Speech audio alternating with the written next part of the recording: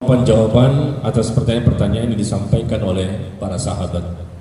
Nah, beliau berkata, qala Rasulullah sallallahu alaihi wasallam telah bersabda, "Man ahdatha fi amrina hadza ma laysa minhu fahuwa raddun." Barang siapa mengada-ngadakan suatu perkara dalam urusan kami yang tidak ada keterangan, tidak ada asal usul, tidak ada dalil, tidak ada contoh dan tuntunan, maka perkara tersebut tertolak. Ya, ini Rasul menyatakan, ya, man ahdatha fi amrina hadza ma laysa minhu fahuwa raddun. Barang siapa yang mengada-ngada, membuat-buat sesuatu dalam Islam, dalam agama, bukan masalah dunia. Dunia boleh kita membuat-buat yang baru, ya.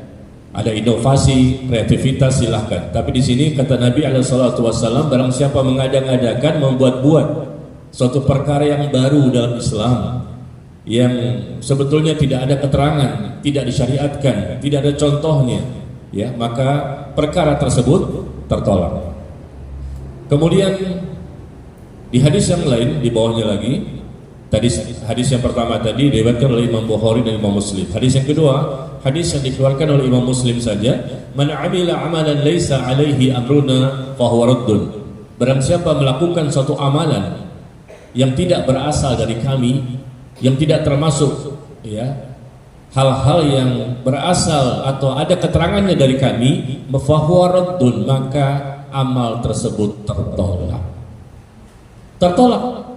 Karena agama ini tidak boleh kita buat-buat sendiri. Agama ini berasal dari Allah. Satu-satunya agama yang berasal dari Allah adalah agama Islam. Agama selain Islam tidak berasal dari Allah, pencipta langit dan bumi, pemilik dunia dan akhirat. Agama selain Islam itu adalah buatan manusia. Allah tidak pernah menurunkan agama yang lain. Semua nabi dan rasul agamanya Islam, dari Nabi Adam sampai Nabi Muhammad SAW. Berapa jumlah nabi, Bu?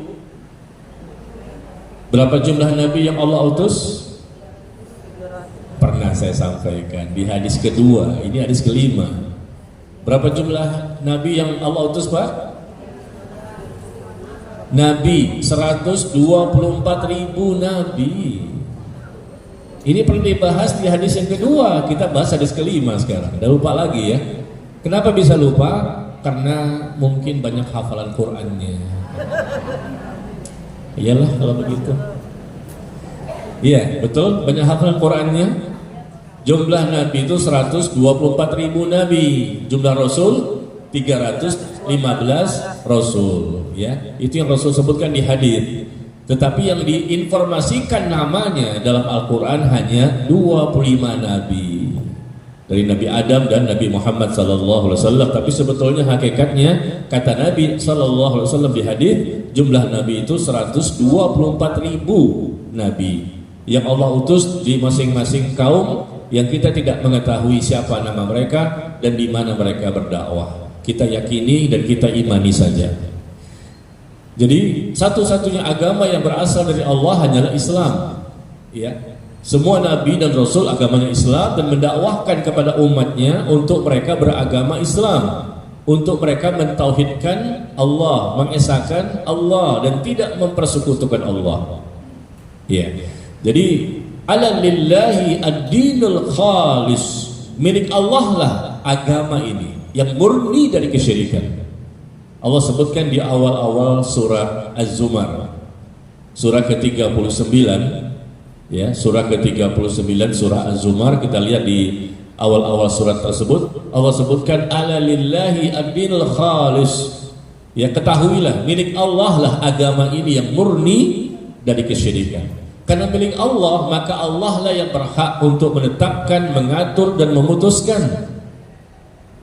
Bukan milik kita Islam ini. Islam agama milik Allah. Allah tetapkan, Allah takdirkan semua manusia harus tunduk dan patuh kepada aturannya.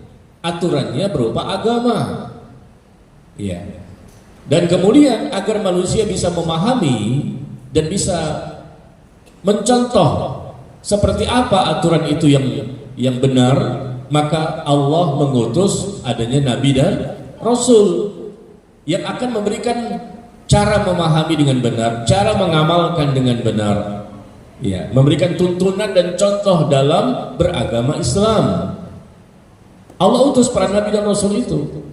Nah, kita mengikuti nabinya, nabi kita yang terakhir, kita sebagai umat yang terakhir dengan kitab suci yang terakhir. Nah, maka kita mengikuti Nabi Muhammad sallallahu alaihi wasallam sebagai contoh terbaik. Laqad kana lakum fi rasulillahi uswatun hasanah. Telah ada contoh terbaik, kata Allah, uswah bagimu, contoh terbaik bagimu, yaitu Nabi Muhammad sallallahu alaihi wasallam, bagi orang yang mengharapkan rahmat Allah, keselamatan di akhirat, ya, dan banyak berzikir kepada Allah. Seperti itulah konsep Islam. Agama Islam berasal dari Allah. Allah turunkan Islam sebagai aturan, sebagai hukum, sebagai keputusan, ya, way of life dan lain-lain. Dan Allah mengutus Rasulnya untuk menjelaskan agama tersebut dan memberikan contoh tuntunan bagaimana cara beragama dengan benar. Ya. Makanya di sini Rasul yang menyampaikan pada ketemuan ini hadis yang sahih, janganlah kita mengada-ngada sesuatu yang Allah tidak tetapkan, yang Rasul tidak pernah mencontohkan dan Rasul tidak pernah mengajarkan. Lalu kita kaum muslimin ini mengada-ngada, membuat-buat sesuatu yang sebetulnya tidak berasal dari Allah dan Nabi alaihissalatu wassalam. Nabi saja tidak berani untuk melakukan sesuatu kecuali dengan izin Allah, meskipun beliau sebagai utusan yang mulia. Ternyata kaum muslimin dari hari ke hari banyak melakukan perbuatan-perbuatan atau ucapan atau keyakinan yang perbuatan atau ucapan dari keyakinan tersebut tidak disyariatkan. Tidak ada dalil, tuntunan, contoh, tidak pernah dipraktekkan dan diamalkan, tidak pernah didakwahkan oleh manusia terbaik yaitu Nabi Muhammad SAW dan juga para sahabatnya. Karena ternyata Allah menyanjung memuji para sahabat Nabi dan Allah pun menyuruh kita untuk mengikuti mereka. Dan Rasul pun menyuruh kita untuk menjadikan para sahabat pun sebagai contoh terbaik setelah beliau. Ya, maka cukuplah bagi kita apa-apa yang berasal dari Allah dan Rasul. Islam ini adalah qala Allah wa qala Rasul wa qala sahabah. Islam itu adalah apa kata Allah, apa kata Rasul, dan apa kata para sahabatnya. Itu sebagai sumber pokok untuk kita bisa memahami dan mengamalkan Islam. Apabila Allah dan Rasul dan para sahabatnya tidak pernah mencontohkan sesuatu, tidak pernah mengamalkan sesuatu, tidak pernah mengajarkan sesuatu, maka tentunya kita pun jangan juga melakukannya. Dan kalau kita melakukan yang tidak ada dalilnya, keterangannya tidak ada, ya, contoh tuntunan tidak ada, kok bisa-bisanya kita membuat sesuatu terobosan-terobosan yang baru? Maka Rasul mengatakan, man ahdatha fi amrina hadza ma laysa minhu fahuwa raddun. Barang siapa yang mengada-ngadakan, membuat-buat sesuatu yang baru dalam Islam ini, dalam urusan agama ini, agama ya, bukan dunia, ya, yang tidak berasal dari kami. Siapa kami di sini? Yaitu Rasulullah dan para sahabat. Yang urusan agama ini tidak berasal dari kami, tidak ada keterangan dari kami, fahuwa raddun, maka amal tersebut tertolak. Sia-sia, capek, letih, lelah berpuluh-puluh tahun sampai mati melakukan suatu amalan, meyakini sesuatu, mengucapkan sesuatu, ternyata tidak ada pahalanya, tertolak dan berdosa. Bukan sekedar tertolak saja, sia-sia, bahkan berdosa. Ya, jadi ini sebetulnya hadis yang ada yang sudah pernah membaca dan mendengarnya, ya, tapi mungkin tidak memahaminya atau mungkin dipahami dengan cara yang lain. Ya, subhanallah. Ini menentukan juga salah satu sebab kenapa orang itu diterima atau tidaknya satu amalan. Kalau orang kafir, orang-orang di luar Islam, non-muslim, jelas mereka tidak mungkin diterima amalnya. Itu keyakinan kita, itu akidah kita. Tapi di antara kaum muslimin pun ternyata tidak semua juga langsung otomatis diterima amal yang mereka lakukan. Karena diterimanya amal itu harus memenuhi dua persyaratan. Yang muslim saja belum tentu diterima, apalagi orang kafir. Karena dua persyaratan untuk diterimanya amal kita, amal ibadah kita, ya, selama di dunia. Pertama, niatnya harus ikhlas. Tanpa ada keikhlasan, maka amal tertolak. Niatnya ternyata untuk dipuji, pamer, ingin terkenal, populer, viral, heboh, tambah followers, ya. Banyaklah tujuan-tujuan dunia, bukan karena Allah semata-mata. Termasuk datangnya kita ke tempat ini untuk apa? Apa niatnya? Ya, kalau niatnya sudah ikhlas, alhamdulillah, tinggal satu lagi syarat untuk diterimanya amal, yaitu amal tersebut harus sesuai dengan syariat, harus sesuai dengan sunnah, ajaran Rasul dan para sahabat yang telah mereka contohkan dalam kehidupan mereka sehari-hari. Kalau kita belum ada yang merekomendasikan, siapa kita? Bahwa kita ini baik, meskipun ustaz, meskipun ulama. Tapi kalau Rasulullah dan para sahabat sudah jelas direkomendasikan, turun ayat tentang mereka, dan kita diperintahkan untuk mengikuti mereka dalam akidah, dalam ibadah, dalam muamalah, dalam akhlak yang mulia dan lain-lain. Seperti itu ya. Jadi kita wajib untuk mengikuti sunnah. Sunnah ini bukan ibadah, maksudnya ibadah wajib, ibadah sunnah gitu, bukan. Ini sunnah dalam pengertian yang lain. Sunnah itu artinya ajaran. Sunnah Nabi artinya ajaran Nabi yang murni, yang betul-betul ada contoh, tuntunan, praktek, ada dalil, keterangan, ya, itulah yang kita ikuti. Nah, lawan dari sunnah adalah bid'ah. Lawan dari sunnah istilahnya bid'ah. Seperti tauhid, mentauhidkan Allah. Lawan dari tauhid, syirik. Lawan dari taat, maksiat. Ya, ada orang taat, ada orang maksiat, ada orang bertauhid, ada melakukan kesyirikan, ada orang mengerjakan sunnah, menghidupkan sunnah, mengamalkan sunnah, ajaran yang murni dari Nabi SAW dan para sahabatnya. Ada juga yang melakukan lawan dari sunnah, namanya bid'ah. Nah, ini kita pelajari ya pada pagi hari ini. Tolong telinganya jangan panas ya. Kadang-kadang orang mendengar kalimat bid'ah itu seperti petir menyambar-nyambar. Wah, bid'ah. Bid'ah itu kalimat yang paling sangat sering Rasul ucapkan. Banyak hadisnya. Para sahabat juga begitu banyak menyampaikan masalah-masalah bid'ah ini. Kenapa jadi suatu hal yang kelihatannya ini berbahaya, lah ini bisa menyinggung perasaan orang? Biasa saja.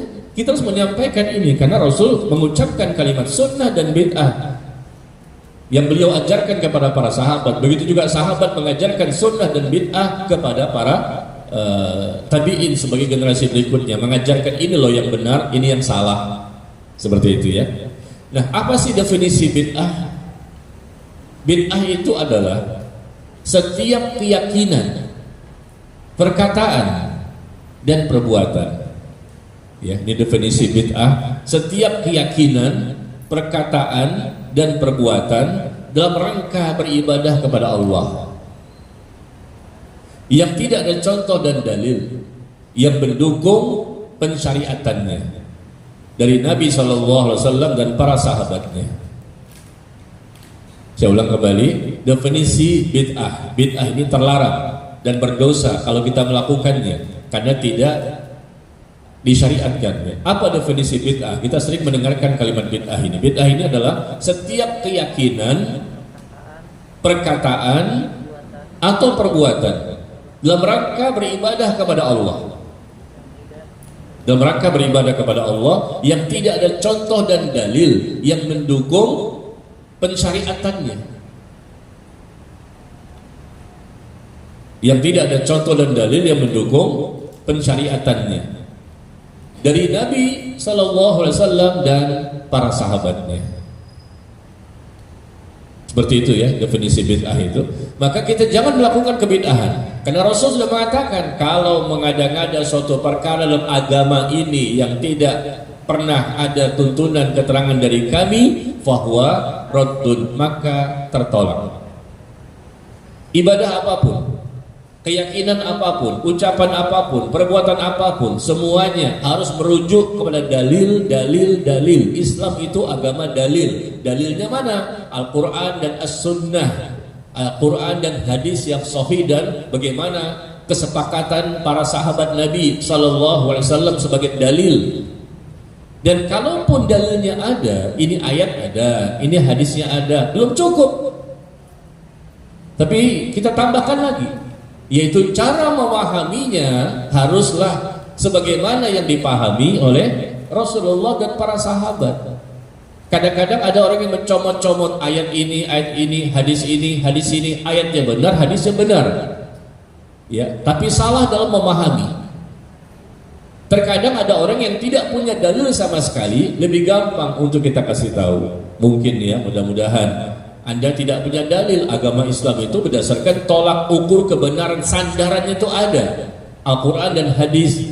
Kalau nggak punya dalil, bisa kita kasih tahu. Kadang-kadang mereka juga tahu dalilnya, ada kok ayatnya, ada kok hadisnya, tapi ternyata salah. Karena cara memahami ayat dan hadis dipahami dengan perasaan, dengan logika, dengan akal, ya, atau dengan selera masyarakat atau kepentingan organisasinya, kepentingan kelompoknya, kepentingan golongannya. Ini nggak boleh. Bisa dibawa kemana-mana, ayatnya benar, tapi bisa dibawa kemana-mana, digiring sesuai dengan hawa nafsu dari orang yang menginginkan kesesatan. Ya, baik. Jadi di hadis yang kelima ini, ya, cuma 2 hadis yang ditampilkan oleh Imam An-Nawawi dan hadisnya sama-sama sahih. Maka kita coba tambahkan, ya, tambahkan keterangan-keterangan yang lain yang berkaitan atau untuk menjelaskan lebih rinci hadis yang di poin kelima. Nah, hadis lainnya mari kita baca dan kita sampaikan setelah 2 hadis tadi. Hadis yang lain, hadis yang dikeluarkan oleh Imam Abu Dawud, At-Tirmidzi, Imam Ahmad, ya, dan lain-lain, hadis dari Irbad bin Sariyah. Nabi SAW bersabda, "Man ya'ish minkum min ba'di fasarah khilafan katsira." Barang siapa hidup setelahku nanti, Rasul masih hidup, ya, dan Rasul menginformasikan, barang siapa hidup setelahku nanti, maka niscaya, ya, ia akan melihat perselisihan yang banyak. Setelah Rasulullah meninggal akan banyak perselisihan, akan banyak beda pendapat. Terjadilah, ya, berpecah belahnya kaum muslimin. Ketika Rasul masih hidup, semua permasalahan langsung dijawab sama Rasulullah, selesai.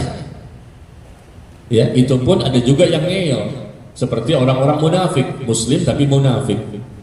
Tapi begitu Rasulullah meninggal, maka lebih banyak lagi perselisihan. Tetapi Rasul memberikan solusi, dan perselisihan itu sampai hari ini, sampai hari kiamat. Kita lihat kaum muslimin kan, yang satu mengatakan halal, satu mengatakan haram, satu mengatakan ini boleh, satu mengatakan tidak boleh. Ya, pendapat ada 3, ada 5, ada 10 pendapat barangkali. Memang Rasul sudah menginformasikan kaum muslimin akan mereka tuh berpecah belah. Sebagaimana umat-umat terdahulu, Yahudi dan Nasrani, berpecah belah menjadi beberapa golongan. Dan masing-masing golongan berbangga-bangga dengan apa yang ada pada mereka. Nah, kalau Rasul mengatakan bahwa barang siapa yang hidup setelahku nanti, maka dia akan melihat perselisihan yang banyak, tapi Rasul juga memberikan solusi. Fa'alaikum bisunnati wa sunnatil khulafa'ir rasyidin al-mahdiyyin. Ketika kamu melihat adanya perselisihan, beda pendapat, ya, di antara kaum muslimin sejak zaman setelah Rasul sampai hari ini, sampai hari kiamat, hari ini pun kita melihat heboh, viral, masalah ini, masalah itu, maka Rasul memberikan solusi. Hendaknya kalian berpegang teguh kepada sunnahku, ajaranku, dan sunnahnya para khulafa'ir rasyidin, Abu Bakar, Umar, Utsman, dan Ali. Pegang itu. Mereka-mereka telah mendapatkan petunjuk. Tamassaku biha wa adu 'alaiha bin nawajid. Ya. Kata Nabi SAW, peganglah sunnah tersebut dengan gigi gerahammu, berpegang teguhlah dengannya dan gigit dengan gigi gerahammu. Dipegang dengan erat-erat. Wa iyyakum wa muhdatsatil umur. Dan kata Rasulullah, jauhi, ya, tinggalkan hal-hal yang baru dalam masalah agama. Karena setiap yang baru dalam masalah agama itu adalah bid'ah, dan setiap bid'ah adalah sesat. Wa iyyakum muhdatsatil umur fa inna kulla muhdatsatin bid'ah wa kulla bid'atin dhalalah. Ini hadis mesti kita pahami, dan kalau bisa kita hafal sehingga kita bisa menyampaikan kembali kepada orang lain. Ya, paling tidak hadis ini bahwa memang ada beda pendapat itu. Karena Allah tidak memberikan hidayah kepada semua orang. Meskipun sama-sama muslim, belum tentu mendapatkan tambahan-tambahan hidayah. Hidayahnya sudah, dia jadi muslim, alhamdulillah. Tapi kita butuh tambahan. Makanya kita berdoa, ihdinas siratal mustaqim. Tiap hari kita berdoa minimal berapa kali? Minimal berapa kali? 17 kali. Ihdinas siratal mustaqim, ihdinas siratal mustaqim. 17 kali minimal di salat fardu. Kita minta hidayah agar kita selalu dibimbing, diarahkan ke jalan yang lurus, pemahaman yang benar, cara mengamalkan pun benar. Ya, makanya orang-orang yang tidak mendapatkan tambahan-tambahan hidayah yang begitu banyak, akhirnya mereka menjadi orang yang menyimpang, sesat dan melakukan kesalahan. Ya, jadi sekali lagi kata Nabi SAW, hendaknya berpegang kepada sunnahku dan sunnah khulafaur rasyidin yang mendapatkan hidayah. Berpegang teguhlah dengannya dan gigit dengan gigi gerahammu, dan jauhi, tinggalkan perkara-perkara yang baru yang dulunya tidak ada, sekarang kok ada.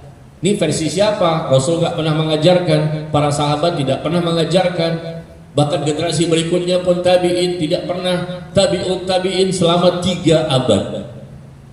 Gini generasi terbaik. Karena Nabi mengatakan khairun nas qarni thumma alladhina yalunahum thumma alladhina yalunahum. Sebaik-baik manusia adalah manusia yang hidup di zamanku.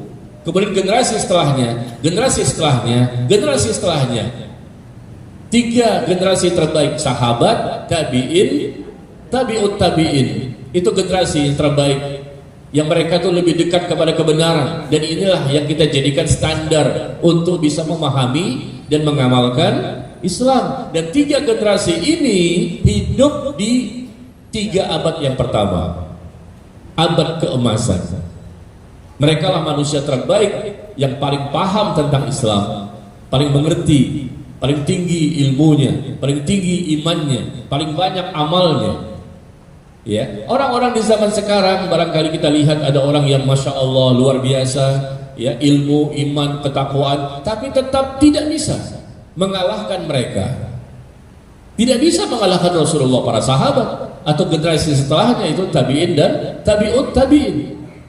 Ya, termasuk imam yang 4 itu, Imam Abu Hanifah, Imam Malik, Imam Syafi'i dan Imam Ahmad bin Hanbal, itu pun hidup di 3 abad pertama itu. Demikian ya. Jadi kita harus tahu nih, seorang muslim harus paham tentang tema yang kita bahas ini, tema yang sangat penting. Bagaimana standar kita untuk bisa memahami siapa yang kita ikuti dalam memahami dan mengamalkan Islam, ya. Karena kita sudah terlalu lama barangkali, sudah terlalu lama dari kecil barangkali kita ini ikut-ikutan doang. Ikut-ikutan apa yang ada di sekitar kita, tradisi kita, adat istiadat kita, kebiasaan kita, cara beragama kaum muslimin yang ada di lingkungan kita. Kita nggak paham yang mereka lakukan ini apakah memang ada dalilnya, ada contohnya, pernah dilakukan. Nah, selama ini kita tidak seperti itu barangkali, karena kita melihat inilah Islam di tempat, di rumah kita, di lingkungan kita, di kampung kita. Begitulah. Dan Islam itu bukan berdasarkan apa yang kita lihat. Banyak, karena apa? Karena banyak kaum muslimin yang tidak belajar, yang tidak mau, kalaupun belajar tapi nggak mau kembali gimana Rasulullah dan para sahabat mencontohkan dan beragama dengan benar, ya.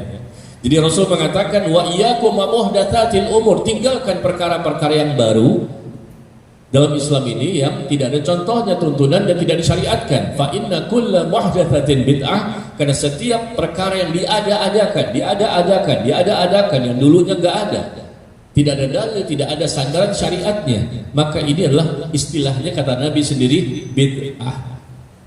Dan Rasul sendiri mengatakan istilah itu bid'ah. Wa kullu bid'atin dolalah, dan setiap bid'ah kata Rasul sesat.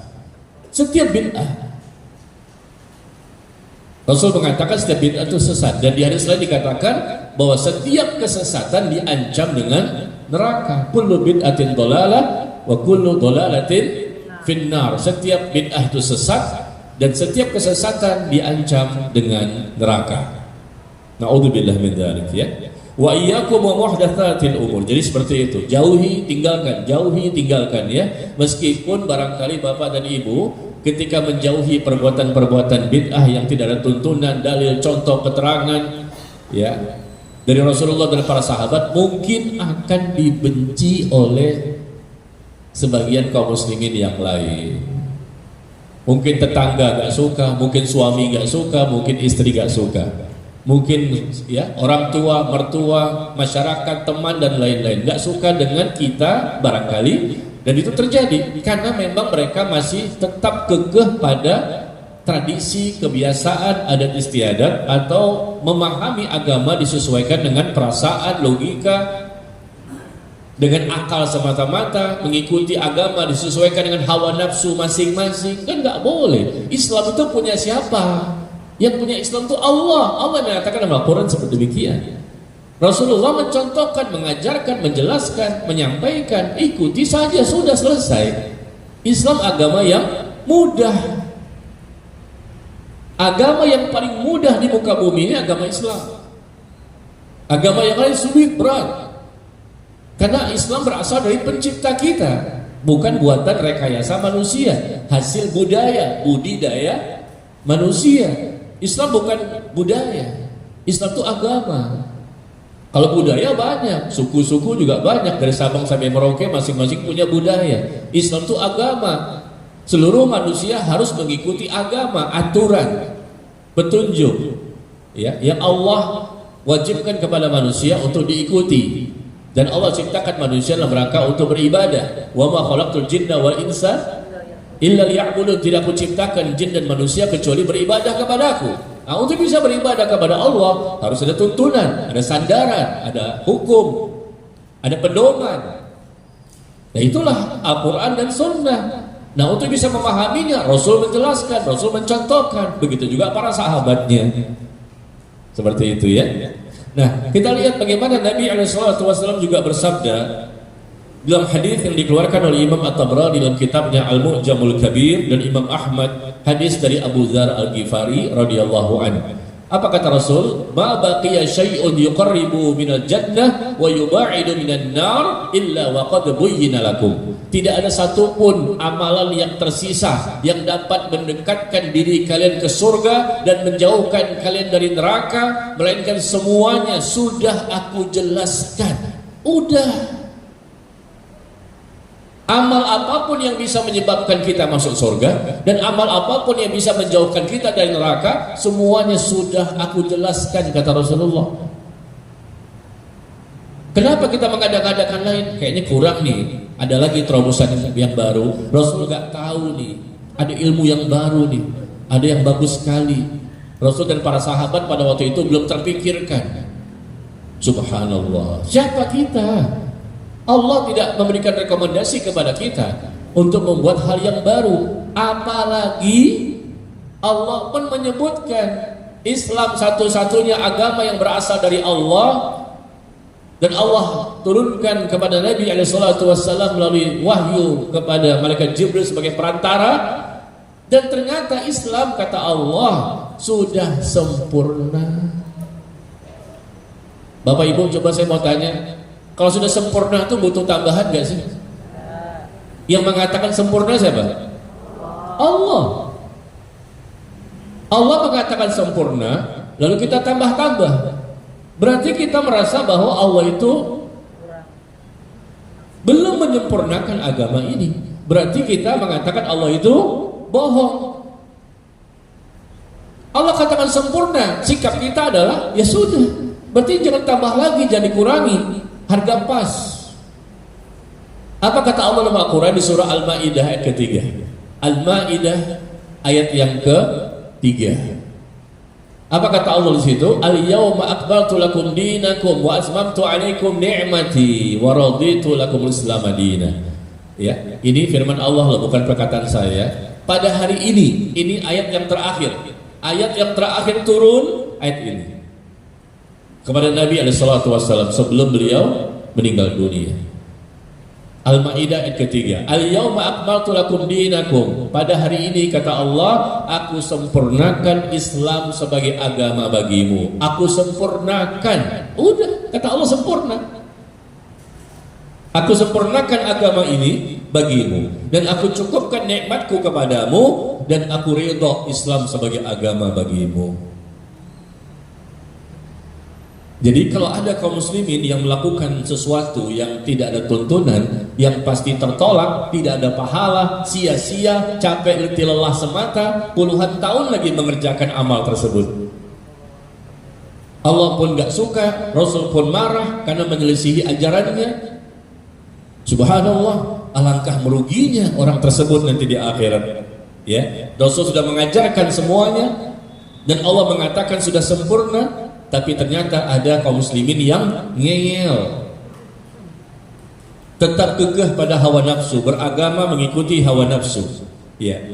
Jadi jamaah sekalian, umat Yahudi kata Nabi SAW akan terpecah menjadi 71 golongan.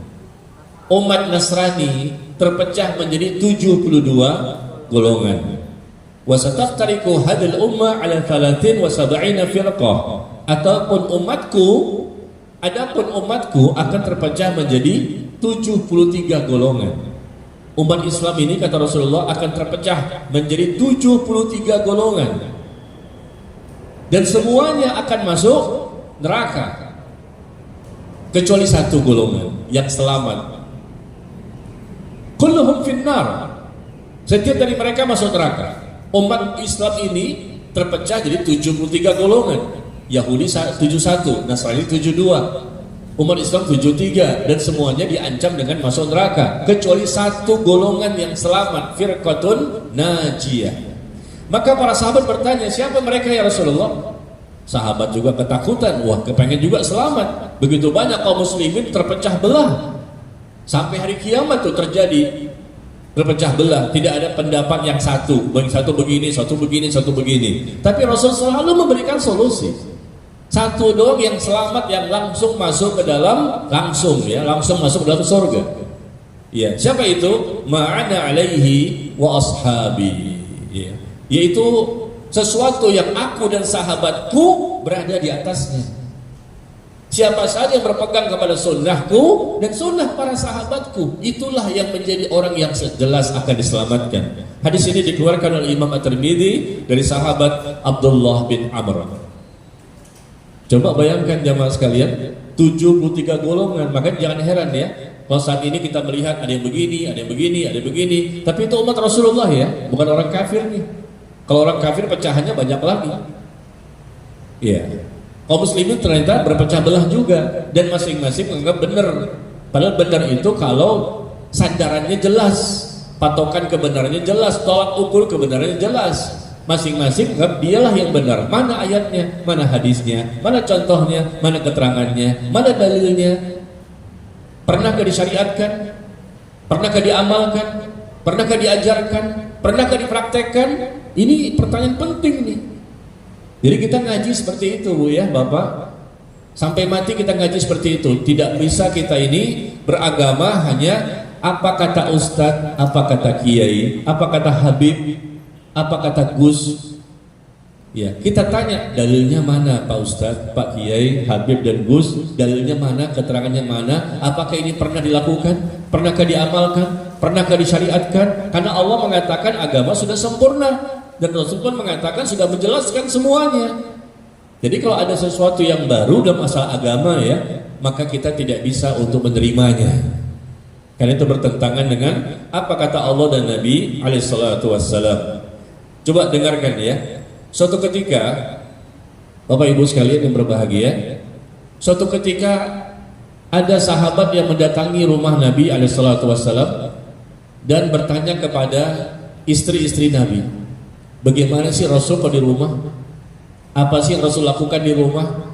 Jadi sahabatnya kepo. Tahu kepo? Pengen tahu aja. Bahasa Sunda ya kepo ya. Sahabatnya kepo, pengen tahu Rasul pada rumah ngapain sih, ibadah apa yang dia lakukan. Nanya kepada istri-istri Nabi. Begitu diceritakan, maka mereka pun kaget. Loh, Kok begitu ibadahnya? Manusia sudah jelas surganya, diampuni dosanya, orang yang paling Allah cintai di muka bumi, kok begitu banyaknya, begitu indahnya, begitu luar biasanya. Kita kan manusia biasa, bukan Nabi dan Rasul. Berarti kita harus lebih semangat lagi supaya kita selamat nanti di akhirat. Maka sahabat ini yang berjumlah 3 orang, salah satu yang mengatakan, kalau begitu mulai sekarang aku tidak akan tidur selama-lamanya. Aku akan sholat malam sepanjang malam sampai subuh. Satu lagi mengatakan, kalau begitu aku pun tidak akan berbuka, akan puasa terus, setiap hari berpuasa. Satu lagi mengatakan, kalau begitu aku pun tidak akan menikahi wanita. Oh, target mereka pokoknya akhirat, akhirat, akhirat. Sekarang saya tanya Bapak Ibu, menghidupkan sholat malam bagus gak? Berpuasa sunnah bagus gak? Bagus kan? Dia tidak akan mau tidur sepanjang malam dan tidak mau berbuka, puasa lagi, puasa lagi. Kenapa? Karena mereka kaget begitu mendengar ibadahnya Rasul di rumah, informasi dari para istri beliau. Ya, apa yang terjadi? Rasul pun ternyata mendengar perkataan 3 sahabat ini.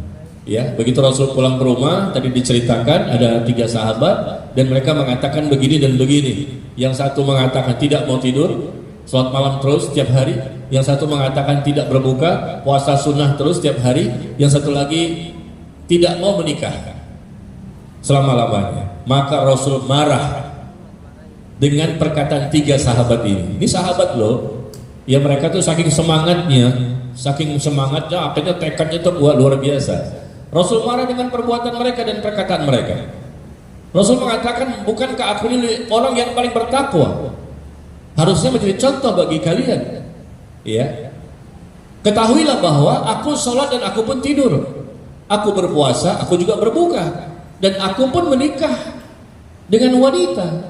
Kenapa gak jadikan contoh?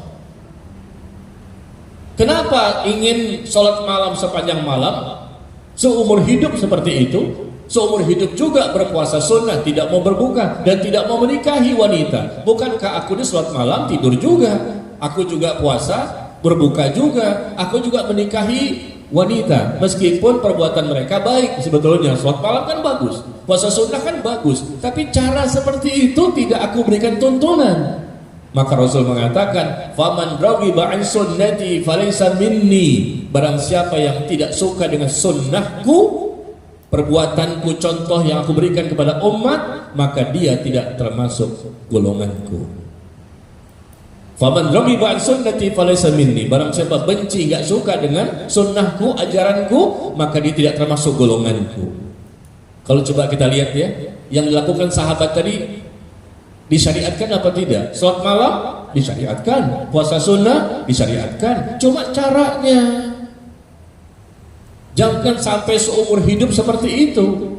Karena Rasul mencontohkan beliau juga tidur, karena butuh istirahat. Tubuh ini juga butuh untuk istirahat, karena Islam itu mengajarkan juga dengan kesehatan. Zahir dan batin kita tuh diatur dalam agama ini. Iya.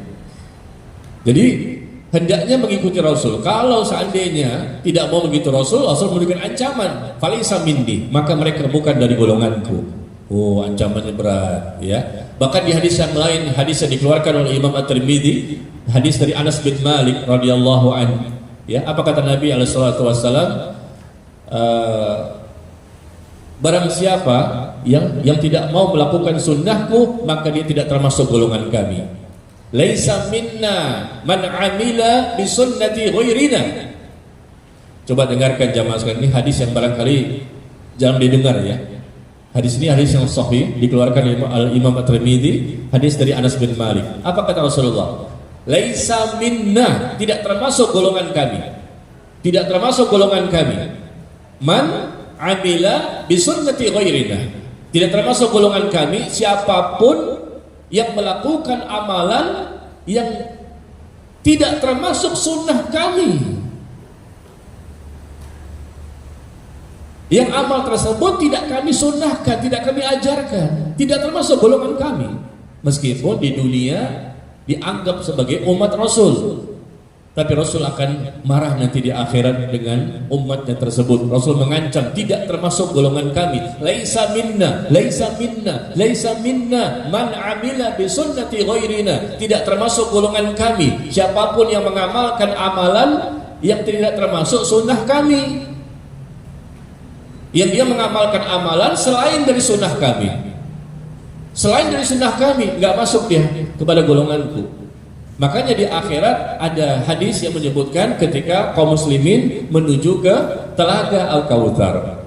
Ya, salah satu fase kehidupan yang kita akan datangi ada telaga. Kaum muslimin umat Islam ini akan mendatangi telaga, namanya Telaga Al-Kautsar. Disitulah Rasulullah menunggu umatnya. Dan Rasulullah akan memberikan minum kepada mereka karena mereka kehausan, dan mereka diberikan syafaat. Diberikan minum oleh Nabi SAW. Masing-masing umatnya akan diberikan bantuan dan pertolongan. Dan Rasul tahu mana umatnya, yang mana bukan umatnya. Dari mana? Dari tanda-tanda bekas air wudhu. Bekas air wudhu itu akan menimbulkan cahaya. Dari cahaya itu Rasul tahu ini umatnya, dan ini bukan umatnya. Karena umat pada waktu itu banyak kan, dengan para nabi-nabi masing-masing. Rasul bisa mengetahui ini umatnya, ini bukan umatnya dari bekas air wudhu yang menimbulkan cahaya. Maka Rasul pun memanggil umatnya itu untuk diberikan ya air dari Telaga Al-Kautsar. Dan ternyata ada umatnya yang tidak boleh untuk menerima air tersebut. Dan Rasul kaget, kenapa? Bukankah ini umatku? Ya, dikatakan kepada beliau, innaka latadri ma ahdatsu ba'dak. Sesungguhnya engkau tidak mengetahui apa yang telah mereka ada-adakan setelah engkau meninggal. Engkau tidak mengetahui mereka setelah engkau meninggal itu, mereka mengada-ngadakan perkara-perkara yang menyelisihi syariat, yang menyelisihi agama, tidak ya mengikuti Al-Quran dan Sunnah dengan benar. Innaka la tadri, sesungguhnya engkau tidak tahu ma ahdatsu ba'dak, apa yang mereka buat-buat setelah engkau meninggal. Ya, akhirnya Rasul mengatakan sohkan, menjauhlah. Umat Rasul ini disuruh menjauh, enggak pantas untuk menerima Telaga Al-Kautsar tadi, air yang bisa menghilangkan rasa haus selama-lamanya. Hilang rasa haus, karena orang dibangkitkan nanti di padang mahsyar, matahari dekat sejauh 1 mil. Ya, 1 mil loh, dekat-dekat sekali, 1 kilo lebih. Sekarang saja berapa miliar kita udah panas. Nanti 1 mil 1 kilo doang, 1 kilo koma berapa 1 mil itu dekat sekali, panas yang luar biasa. Manusia merasa kehausan, dan Rasul memberikan syafaat kepada kaum muslimin saja. Dan kaum muslimin pun ternyata tidak semuanya mendapatkan air untuk diminum, yang mana sekali minum akan hilang rasa haus selama-lamanya.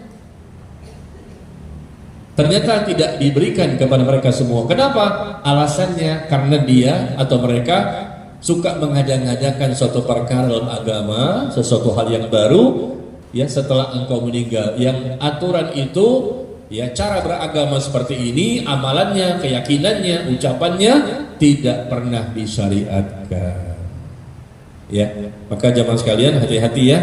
Ya, meskipun barangkali kita kadang-kadang ada ya bersinggungan atau bergesekan dengan orang lain barangkali yang masih melakukan sesuatu yang tidak ada tuntunan dan dalilnya, maka bersabarlah.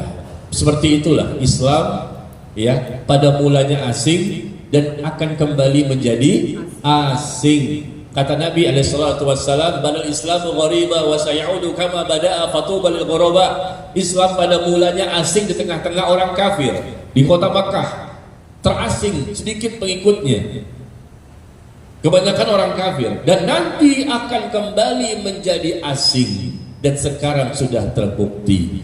Padahal kita adalah banyak jumlahnya hari ini, tapi kita merasa asing. Kenapa? Asingnya bukan karena jumlah kita semakin sedikit, tapi asing karena kita berusaha menegakkan Islam secara benar, mengikuti cara beragamanya Rasulullah dan para sahabat, dan kemudian dikucilkan manusia, diboikot manusia, dijegal manusia, diomongin manusia, dijelek-jelekkan manusia, dan seperti itu. Dan ternyata yang berbuat seperti itu bukan lagi orang kafir, sebagaimana dulu awal-awal Rasul mengajarkan Islam, tapi ternyata saudara kita sendiri. Ya, makanya hidayah ini mahal. Pertahankan, sabar dan sabar sampai mati. Karena Rasul juga mengatakan di hadis yang lain bahwa ya'ti 'alan nasi zamanun asabiru fihim 'ala dinihi kal qabid 'ala jamr.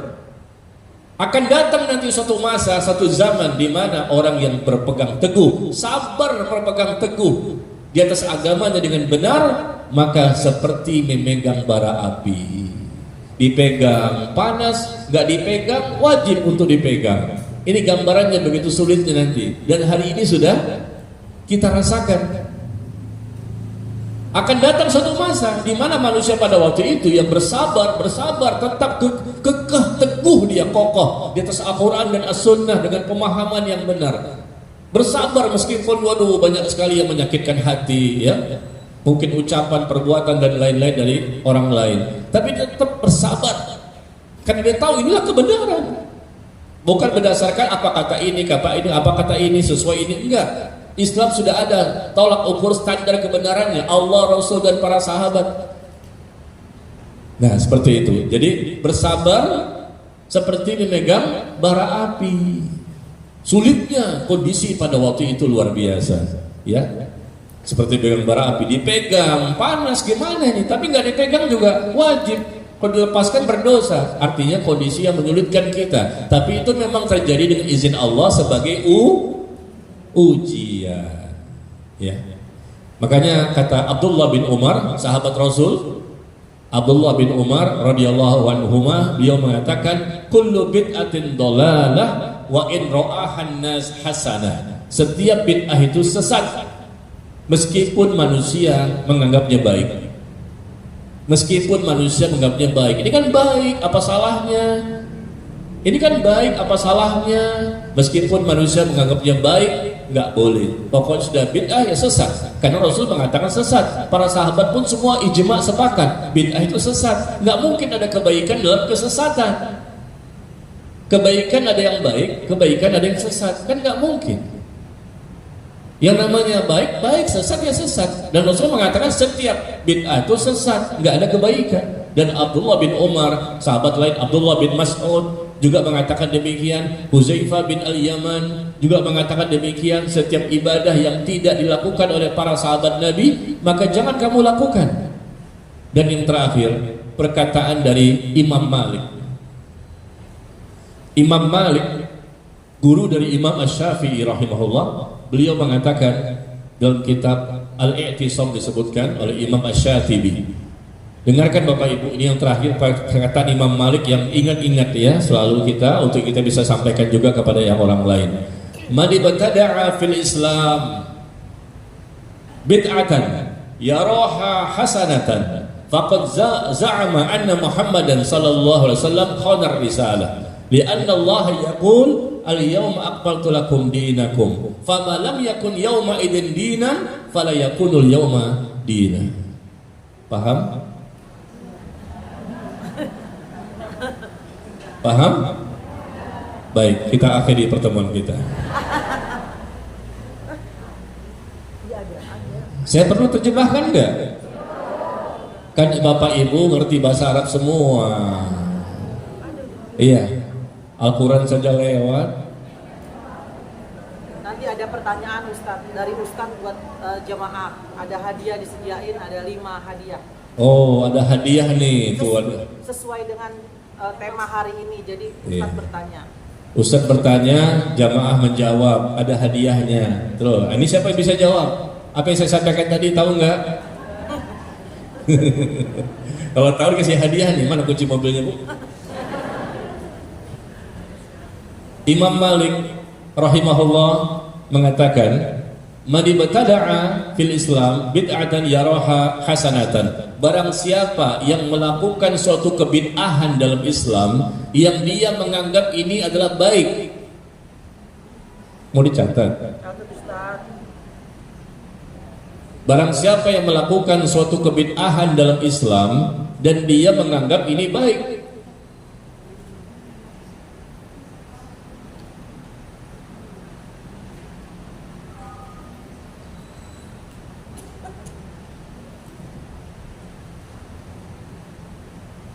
Sudah?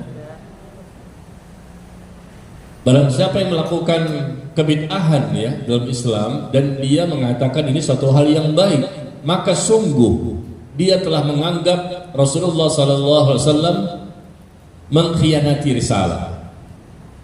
Maka sungguh dia telah menganggap Rasulullah itu berkhianat, ya, mengkhianati risalah.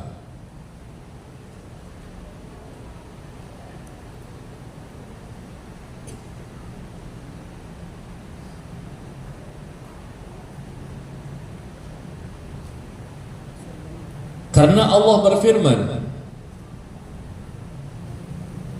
hari ini aku telah sempurnakan Islam sebagai agama bagimu.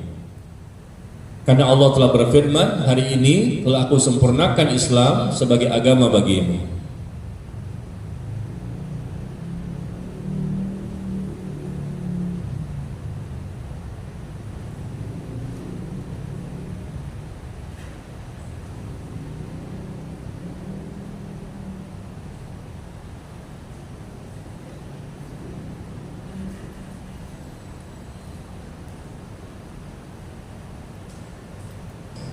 Karena itu perkara apa saja yang pada masa Rasulullah SAW hidup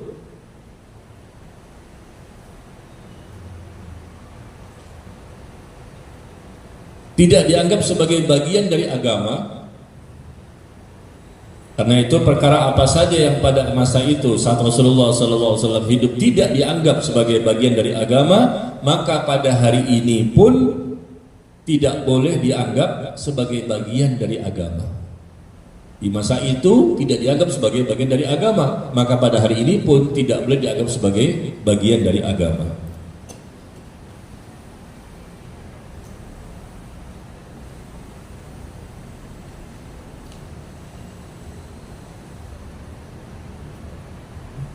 Iya, saya ulang dari awal ya.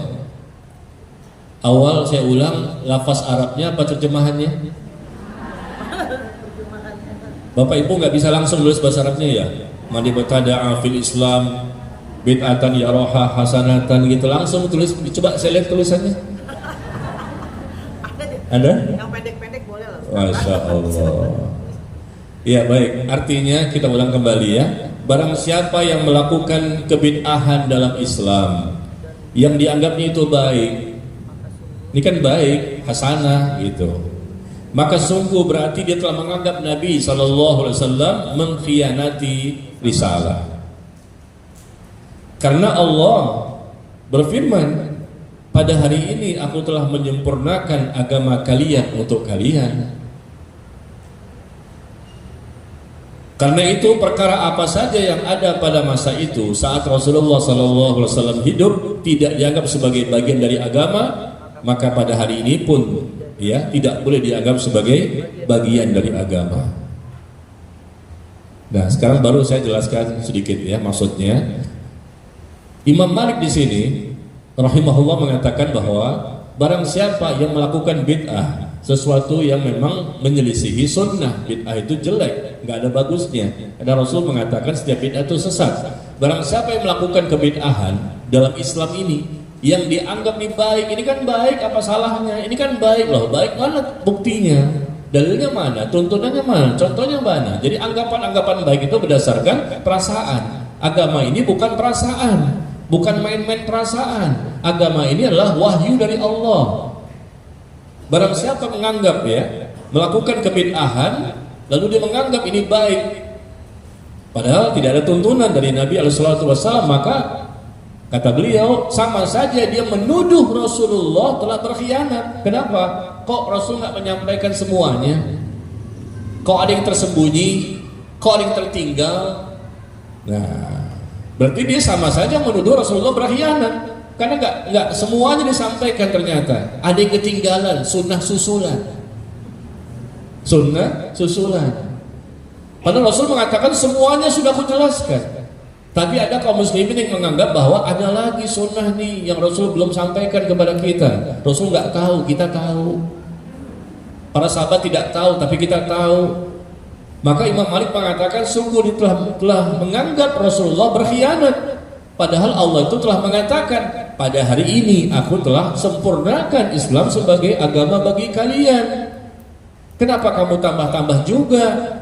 Maka kalimat terakhirnya, famalam yakun yauma idzin dinan. Maka apa saja yang di masa Rasulullah sallallahu alaihi wasallam dan para sahabatnya hal tersebut tidak termasuk bagian dari agama, maka pada hari ini pun tidak boleh masuk menjadi bagian dari agama. Itu di zaman beliau, di abad kedua.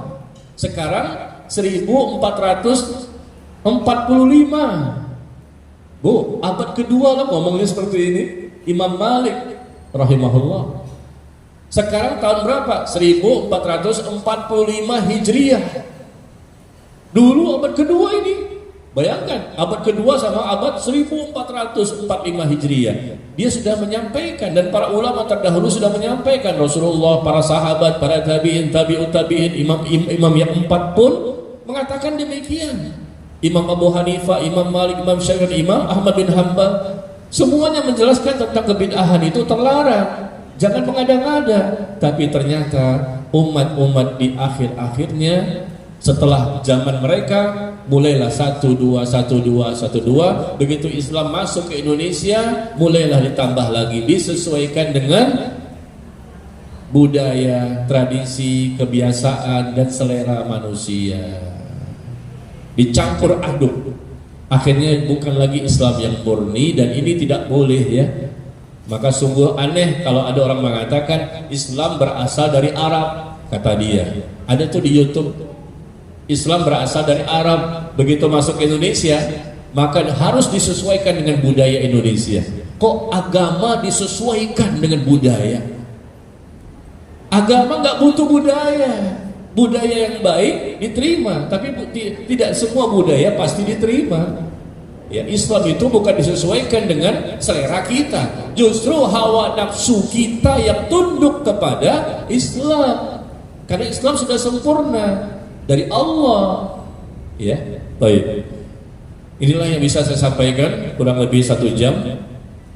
Dan waktu yang tersisa kita manfaatkan untuk bersoal jawab ya. Insya Allah cukup banyak tadi dalil yang saya sampaikan berkaitan dengan bid'ah itu perbuatan yang tertolak, tidak ada pahala, tidak ada ganjaran, meskipun ikhlas 1000%. Karena Rasul mengatakan demikian ya pada hadis yang kita bahas pada pagi hari ini, bahwa barang siapa yang mengada-ngadakan suatu amalan, membuat-buat suatu amalan dalam agama kami ini, urusan kami ini, yang tidak ada keterangannya, tidak ada asal-usulnya, maka hal itu tertolak.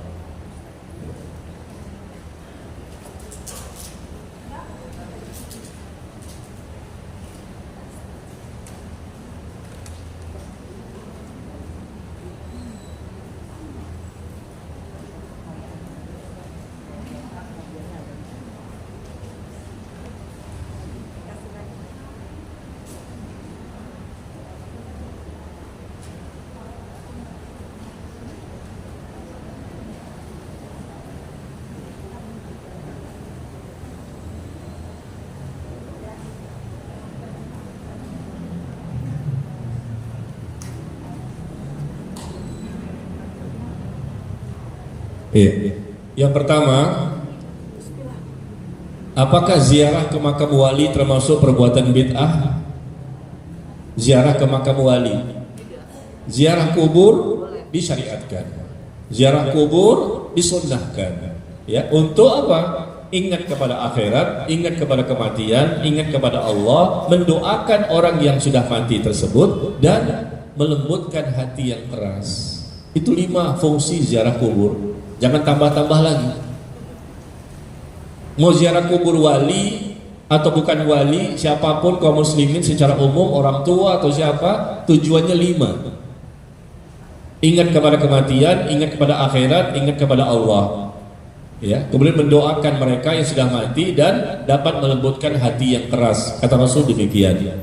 Ziarah kubur itu bisa melembutkan hati. Jadi siapapun yang kita datangi silahkan. Dengan tujuan 5 tadi, bukan minta-minta, bukan berdoa kepada penghuni kubur, minta pertolongan, minta perlindungan, minta rezeki, minta kesehatan. Nah, itu nggak boleh, itu terlarang. Karena itu perbuatan syirik. Minta itu kepada Allah, bukan kepada orang yang sudah mati. Ya. Jadi ziarahnya tidak masalah kepada siapapun, bukan perbuatan bid'ah, karena memang Rasul menganjurkan kita untuk berziarah kubur. Tapi kalau tujuannya sudah menyimpang, ternyata untuk minta-minta di situ kepada penghuni kubur, itu yang terlarang. Dan anehnya, ada orang-orang yang semangat untuk mendatangi kuburan-kuburan yang keramat, Keramat Jaya, Keramat Jati, Keramat Sentiong, Keramat Tunggak, dan lain-lainnya. Tapi kok kuburan orang tuanya nggak didatangi? Kuburan orang tuanya, saudara kandungnya, keluarganya, semangat banget kepada yang lain. Sampai-sampai mereka menempuh perjalanan yang sangat panjang. Dari Jakarta kemana? Surabaya. Jakarta kemana? Kemana? Jauh, pakai bus, berbus-bus. Ya untuk ziarah kubur doang. Kalau kita pas memang kebetulan ada di Surabaya, ada bisnis, ada silaturahmi kepada keluarga di sana, sekalian ziarah kubur, itu nggak masalah. Tapi ada orang yang secara khusus datang dari Jakarta jauh, menempuh perjalanan sebagai musafir untuk ziarah kubur doang. Dan ini tidak disyariatkan, tidak disunnahkan, karena Rasul mengatakan la tusyaddur rihal illa ila thalathati masajid. Jangan kau bersungguh-sungguh untuk melakukan perjalanan capek letih lelah kecuali 3 masjid saja. Masjidil Haram, Masjid Nabawi, dan Masjidil Aqsa. Itu yang sungguh-sungguh untuk ibadah ya. Sungguh-sungguh dalam rangka untuk mendapatkan pahala dari Allah, keberkahan, ganjaran. 3 masjid ini saja. Yang lain itu sama, masjid manapun, termasuk masjid ini, tidak ada perbedaan dengan masjid-masjid lainnya. Tapi kalau Masjidil Haram, 1 kali sholat di situ sama dengan 100.000 kali dibandingkan masjid yang lain. Kalau Masjid Nabawi 1000 kali, kalau Masjid Aqsa 250 kali dibandingkan masjid-masjid yang lain. Ada keutamaannya. Maka kita jangan bersungguh-sungguh melakukan perjalanan ke suatu tempat seperti juga di ziarah kubur ya.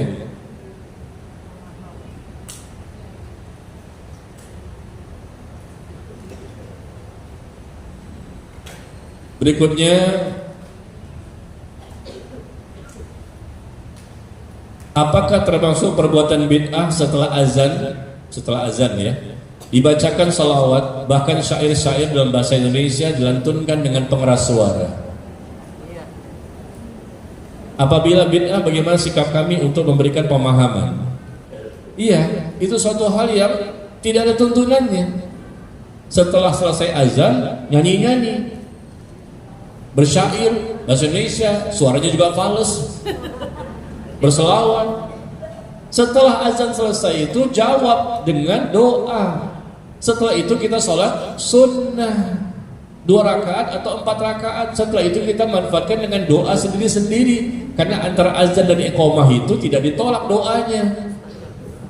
Di zaman Rasulullah, para sahabat, tabi'in, tabi'ut tabi'in selama berabad-abad nggak pernah dicontohkan membaca lafaz-lafaz tertentu, selawat tertentu, syair tertentu. Apalagi pemakai mic mengganggu orang yang sedang sholat sunnah. Di masjid kan orang lagi sholat sunnah, qobliyah zuhur misalnya, qobliyah subuh misalnya. Mereka lakukan 2 rakaat, zuhur 4 rakaat. Terganggu mereka, kenapa? Di samping mereka orang pakai mic, teriak-teriak.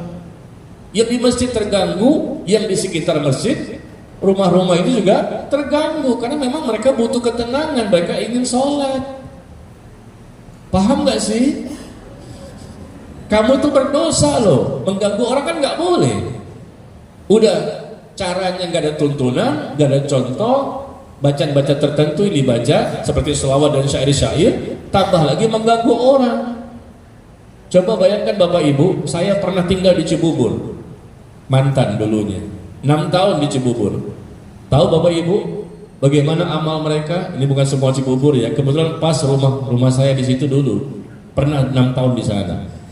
Kalau malam Idul Fitri, mereka takbiran sambil mukul beduk sampai pagi, pakai mic depan rumah saya. Mengganggu nggak? Bayangkan, sunnah dari mana ini? Dan kita kasih tahu apa kata mereka. Pak Ustadz pendatang, kami orang asli sini. Oh gitu. Orang bodoh pun tahu, bahkan samping masjid orang kafir tinggal di situ. Ya Allah, memalukan, merusak Islam ini, merusak citra Islam. Bayangkan malam Idul Fitri mereka takbiran, Allahu Akbar, Allahu Akbar.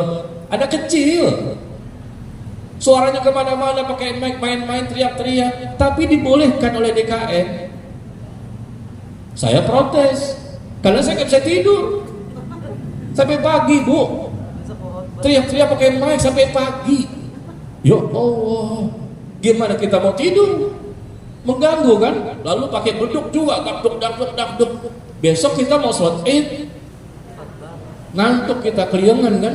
Jadi khutbah Id juga, akhirnya salah-salah di internet.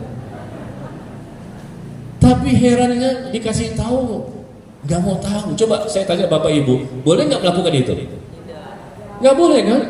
Orang bodoh pun tahu mengganggu orang itu dosa. Oh ini syiar. Syiar yang seperti apa? Syiar itu contohnya ada, tuntunannya ada, memang disyariatkan dan tidak mengganggu orang. Seperti azan. Azan memang syiar, memang disyariatkan azan untuk memberitahu orang bahwa waktu sholat sudah masuk. Nah itu ya. Jadi ini pengalaman saya, sudah dikasih tahu juga nggak mau tahu, dan bahkan kita dibenci oleh mereka karena mengatakan perbuatan mereka ini mengganggu. Kita nggak pakai bahasa ini bid'ah, enggak. Kita katakan Pak mengganggu nih, bahasa begitu kan lebih halus ya. Itu pun ditolak. Silakan mereka, anak-anak kecil ini bagus untuk supaya mereka dekat kepada agama. Anda merusak justru. Dosanya besar sekali. Berapa banyak orang yang nggak bisa tidur malam itu. Setiap tahun istiqomah. Setiap tahun istiqomah pakai mic teriak-teriak takbir ya. Nah seperti itu. Jadi sama seperti yang ditanya tadi, setiap selesai azan selawatan, selawat inilah, selawat ini, baca syair ini, syair kadang bahasa Arab, kadang bahasa Indonesia, kadang-kadang ibu-ibu juga kan teriak-teriak selawatan atau dengan bahasa Indonesianya. Ya, mungkin bukan setelah azannya tapi pada kesempatan yang lain. Kan mengganggu. Mau ibadah, kalau benar udah nggak bener, ganggu orang lain lagi, makin bertambahlah dosa sih ya.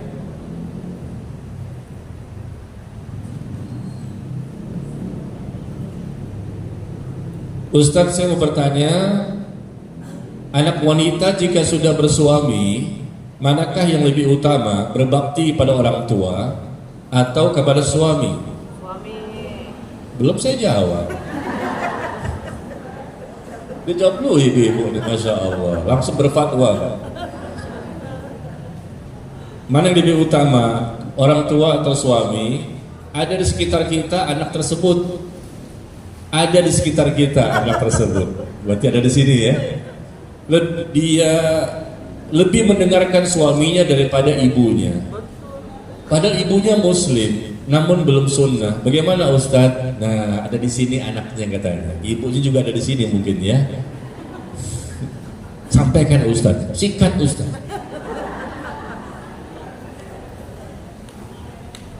Anak wanita kalau dia sudah bersuami, berkeluarga, maka suami nomor 1,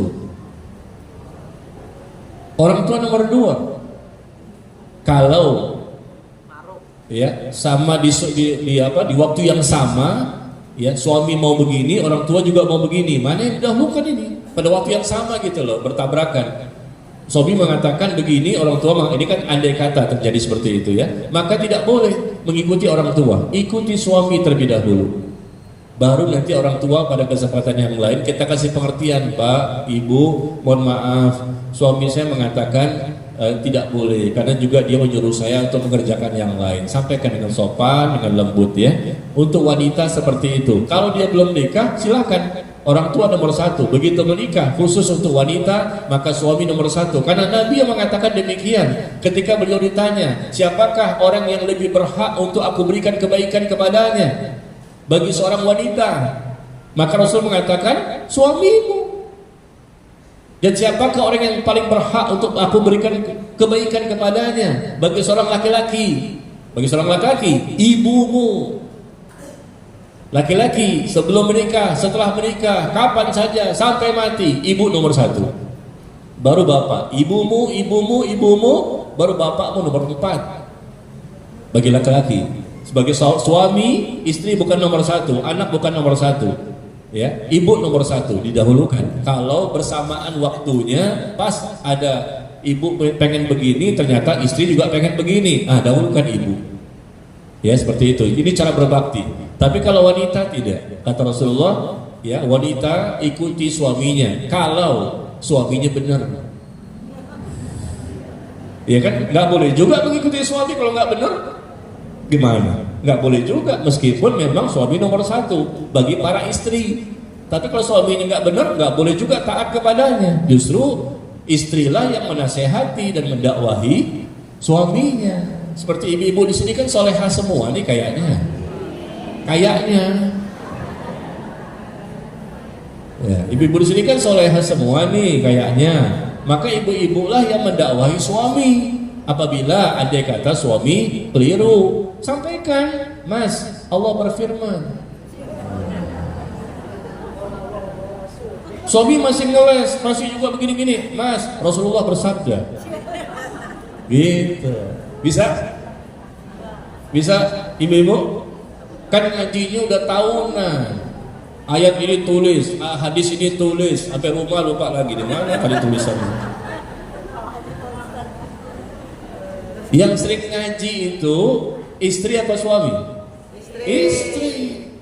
Di mana-mana istri yang lebih sering ngajinya. Senin ketemu Senin, 8 hari. Iya Pak, bapak-bapak kan mungkin ya pensiunan ya, mohon maaf Pak ya. Ketahuan pensiunan ya, jenggotnya putih-putih semua. Kalau mungkin Sabtu Ahad libur, kan kerja libur. Kalau hari ini kan hari Selasa nih, biasanya yang pensiunan yang bisa nih. Ya, kalau ibu-ibu yang suka ngaji, Senin di mana, Selasa di mana, kadang-kadang satu hari bisa 3 tempat.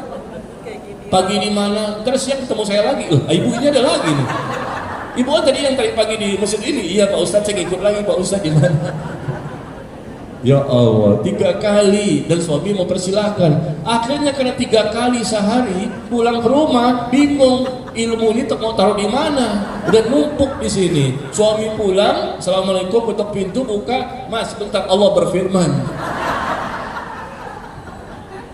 Lapar nih, capek tadi macet, sebentar Rasulullah bersabda. 3 kali itu mau dikemanain ilmu sebanyak ini kan? Subhanallah. Ibu-ibu ngajinya Senin, Selasa, Rabu, Kamis, Jumat, Sabtu, Minggu, dan Ahad. Tuh, 8 hari dalam seminggu. Makanya bapak-bapak di sini kalau nggak paham, Pak, tanya ibu-ibu. Ternyata jawabannya tidak tahu juga. Kemudian mertua anak ibadahnya juara. Mertua anak ibadahnya juara. Semua yang wajib dan sunnah tidak ada yang terlewatkan. Tapi sayangnya yang bid'ah pun dikerjakan, tidak pernah absen. Pernah setelah mertua mengadakan maulidan di rumah, setelah itu beliau mendapatkan hadiah, dibiayain belajar ke Yaman gratis. Dan hal-hal lainnya. Banyak kadang Anda jadi goyah dan bingung, Ustadz, pernah mempertanyakan apa benar bid'ah seperti itu. Ya sudahlah, kalau memang kita tahu ya ada contoh-contoh perbuatan bid'ah yang dilakukan oleh siapapun, cobalah kita nasihati. Mertua, orang tua, ya, mungkin suami, mungkin istri, anak, begitulah, teman, tetangga, masyarakat, siapapun, sampaikan semampu kita. Ini loh artikelnya, ini loh videonya, ini bukunya. Atau kalau nggak bisa, ajak dia datang ke masjid untuk mendengarkan langsung dari ustadznya. Terjadi dialog, diskusi. Mudah-mudahan dengan sebab kita, dia mendapatkan hidayah. Begitu ya. Kita nggak bisa memberikan hidayah, Bu, Bapak, kita nggak bisa memberikan hidayah kepada orang yang kita cintai sekalipun. Jangankan kepada orang awam yang jarang belajar, kepada ustadz pun yang keliru, menyimpang, susah juga kita luruskan. Nggak mau dia kembali kepada kebenaran. Ngeyel, kadang digengsi, ya, dia merasa hebat, apalagi banyak followersnya, banyak lagi pengikutnya. Untuk meluruskannya nggak gampang itu. Kalau saya berubah, nanti apa kata jamaah saya? Nanti kalau saya klarifikasi, nanti saya salah, nanti apa kata orang? Nah, ini lebih berat lagi loh. Karena ada faktor ya, ditakut tinggalkan jamaahnya, gengsi, sombong dan lain-lain. Ya kita doakan, kita nasihati semampu kita, mudah-mudahan dengan sebab kita dia berubah. Apa hukumnya kalau kita belajar Al-Quran tahsin ya di tempat yang masih melakukan bid'ah, tapi kita tidak mengerjakan bid'ah itu, hanya belajar Quran tahsinnya saja? Sebaiknya kita pindah ke tempat yang lain. Kita belajar tahsin kan nggak ada hubungan dengan kebid'ahan kan? Kalau tahsin kan sama semua. Cara baca Quran yang baik seperti apa? Ya boleh-boleh saja. Cuma sebaiknya kita belajar kepada orang yang memang dia tidak mengajarkan bid'ah. Karena takutnya kita berada di situ, belajar sama dia dan teman-teman yang lain yang masih banyak melakukan kebid'ahan, dikhawatirkan kita akhirnya lama-lama ngikut juga. Terwarnai kita. Awalnya sih cuma pengen belajar Quran, bagaimana tajwid, makhraj, sifat huruf, ya, memperbaiki bacaan kita. Awalnya bagus, dikhawatirkan lama-lama kena juga pengaruh cara beragama mereka karena kita sendiri belum paham, kita sendiri belum kuat, kita sendiri masih bingung ya dengan cara beragama yang benar itu seperti apa sih. Nah sebaiknya kalau bisa gitu ya kita hindari dan pindah ke tempat lain yang memang diajarkan oleh Ustadz Sunnah atau teman-teman kita yang sudah mengerti Sunnah pun ada di situ.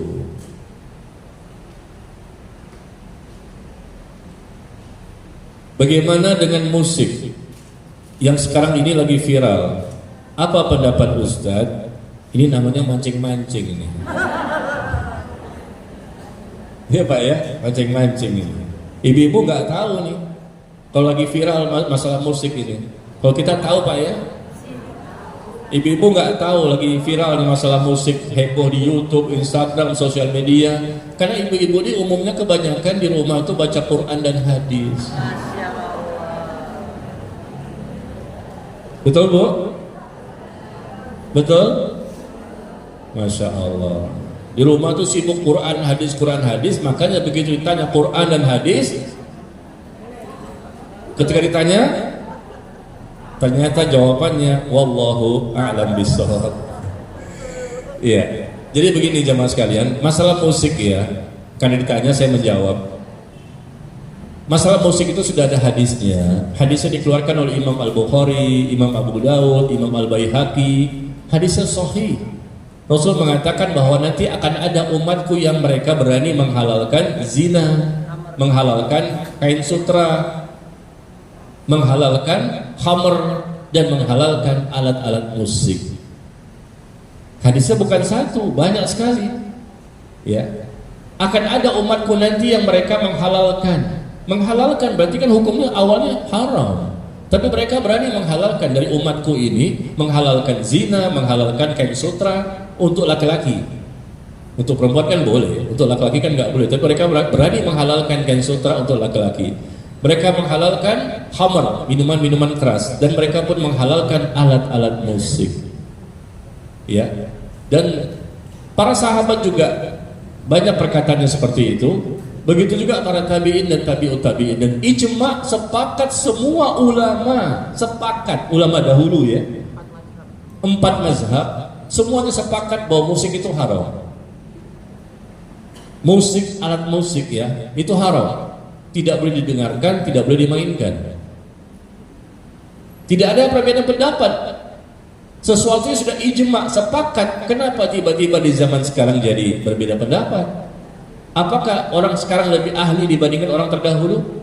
Rasul mengatakan haram, sahabat mengatakan haram, generasi berikutnya tabi'in dan tabi'ut tabi'in, 4 imam mazhab, Imam Abu Hanifah, Imam Malik, Imam Syafi'i, Imam Ahmad bin Hanbal juga mengatakan haram. Kok bisa-bisanya ada orang di zaman sekarang mengatakan boleh? Nah tentunya nggak boleh seperti ini kita ikuti dia. Tidak boleh ngaji dengan dia, tidak boleh mendengarkan kajiannya karena dia punya pemahaman yang menyimpang. Ya, sesuatu yang sudah Rasul katakan haram tidak boleh jadi halal. Rasulullah katakan halal, tidak boleh jadi haram. Ya, apalagi ada keburukan yang sangat besar lagi. Apa itu? Mengatakan surah Asy-Syu'ara sebagai surah pemusik. Asy-Syu'ara artinya syair. Penyair ada yang beriman, ada yang tidak beriman. Tapi dikatakan oleh adalah lagi viral kan? Seorang dai mengatakan Asy-Syu'ara itu artinya pemusik, dan pernah sahabat sebagai pemusik, musisi yang memainkan musiknya di samping Rasulullah, artinya dia bersyair. Syair itu artinya adalah musisi, padahal syair itu dengan musik berbeda. Musik, syair. Syair itu liriknya itu loh. Sedangkan musik itu kan bunyi-bunyian, ada alatnya yang dibunyikan. Syair itu seperti pantun, seperti apa lagi Bu? Peribahasa, seperti puisi. Itu syair dalam bahasa Arab, kata-kata indah, dan itu boleh. Bersenandung, agak sedikit disenandungkan menjadi nasyid namanya. Itu pun boleh sewaktu-waktu untuk menghilangkan kejenuhan. Tetapi musik itu dengan alat, beda dengan syair. Tapi dia menyamakan antara syair dan musik. Kata dia, orang yang penyair otomatis pemusik, orang pemusik otomatis penyair. Dari mana? Tidak satu pun ulama di zaman dahulu sampai hari ini yang mengatakan seperti itu. Ini suatu kebohongan yang nyata. Al-Imam Asy-Syafi'i itu penyair. Beliau syair-syairnya banyak sekali, ahli dalam masalah syair. Tapi beliau mengharamkan musik.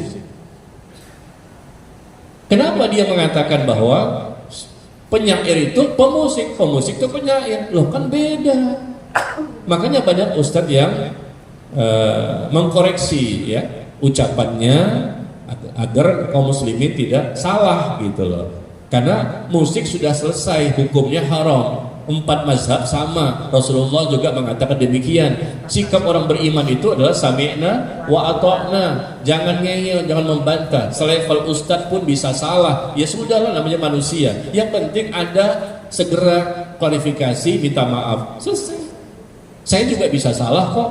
Semua orang bisa salah. Tapi segera kita bertaubat, minta maaf, selesai. Tapi kalau sedang ngeyel, ini yang berbahaya. Berapa banyak pengikutnya akhirnya menjadi salah dan tersesatkan karena fanatik buta kepada ustadznya yang mengatakan halal. Anda siapa? Orang zaman sekarang nggak mungkin bisa selevel Rasulullah, para sahabat dan generasi berikutnya dan 4 imam mazhab. Mereka lah yang kita ikuti. Standar kebenaran yang saya sebutkan tadi di awal-awal, orang-orang yang lebih baik imannya, ilmunya, amalnya.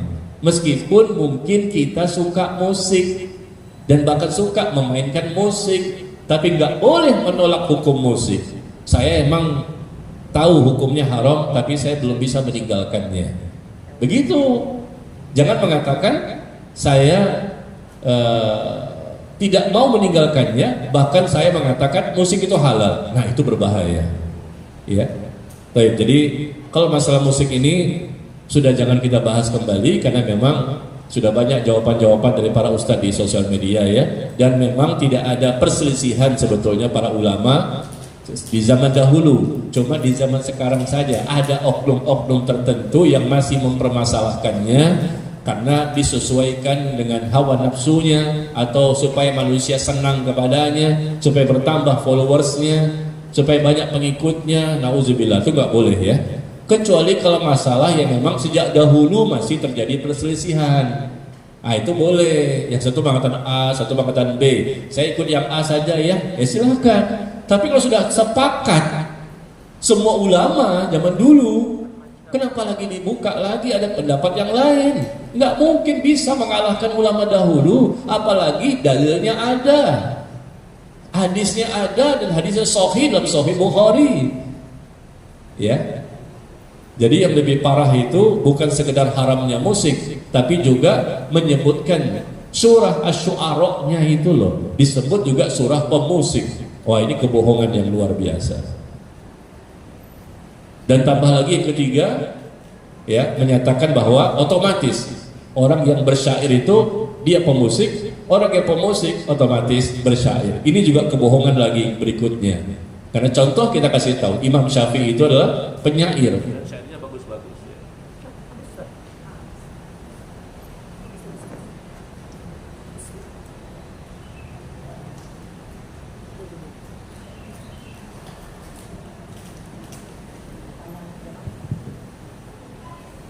Iya. Imam Syafi'i itu adalah penyair, tapi beliau bukanlah pemusik, bahkan mengharamkan musik di kitabnya Al-Um. Ya, Imam Syafi'i mengharamkan musik. Baik, kita lanjutkan. Kasih pertanyaan apa ya untuk hadiah ini? Seperti materi hari ini, Ustaz. Saya khawatir kalau diberikan pertanyaan kayaknya tahu semua. Karena habis baru selesai Ramadan, Pak. Selesai Ramadan itu benih-benih ketakwaan masih ada. Dan Al-Quran kayaknya lewat semua. Karena sering mengkhatamkan Al-Quran di bulan Ramadan. Berapa kali, Bu? Berapa kali mengkhatamkan Quran? 15? Masya Allah. Masya Allah.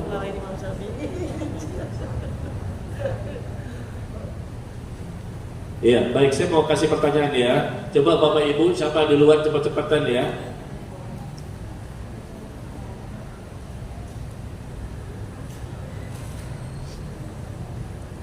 Siapa yang bisa mengetahui, silakan open Google, gak apa-apa. Dibuka Google-nya, dibuka Al-Qurannya. Saya kasih ayat saja ya. Di mana posisi ayat ketika Allah berfirman,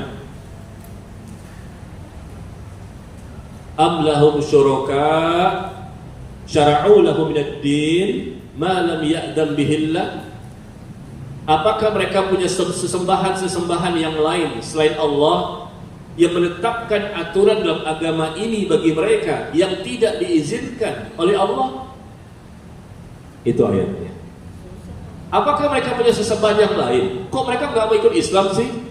Mau juga melakukan kebid'ahan. Itu kan nggak disyariatkan. Allah mengatakan, apakah mereka punya sesembahan yang lain selain Allah yang menetapkan aturan dalam agama ini, ya, yang Allah tidak izinkan. Allah nggak izinkan, kok mereka buat-buat. Allah nggak izinkan, kok mereka mengadakan suatu perkara yang baru. Apa mereka ini punya sesembahan yang lain? Wah, ini Allah mempertanyakan kepada orang yang melakukan kerusakan, melakukan penyimpangan. Apa mereka punya Tuhan yang lain?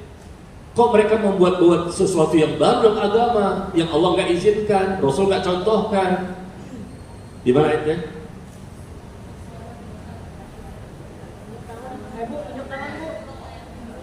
Iya, belakang. Yang abu-abu, Al-Qalam. Iya. Ternyata yang benar di depan. Iya, yang benar depan. Asy-Syura ayat 21. Iya. Surah ke-42. Surah ke-42 ayat yang ke-21. Coba lihat.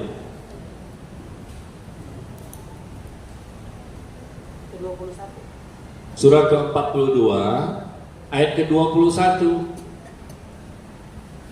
Apakah mereka memiliki sesembahan selain Allah yang menetapkan aturan agama bagi mereka yang tidak diizinkan oleh Allah? Karena mereka berani membuat yang baru-baru, membuat aturan dalam agama Islam ini yang Allah sebetulnya tidak pernah mensyariatkan, Rasul tidak pernah mengajarkan.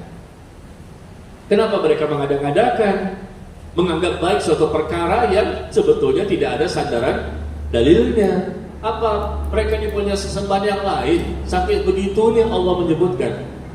Jangan-jangan mereka punya sesembahan yang lain? Kok berani-beraninya? Am lahum syuraka? Ya begitu ya. Berbahaya sekali kalau membuat sesuatu yang baru yang tidak ada contohnya. Iya, udah dikasih tadi hadiahnya? Kunci mobilnya sudah? Alhamdulillah. Siap lagi? Pertanyaan yang lain? Karena masih banyak nih hadiahnya. Dia ada 8, 5. Lagi Ustaz. Saya pertanyaannya cuma dari Quran saja ya, karena sepertinya yang Quran ini sudah dikuasai oleh Bapak dan Ibu.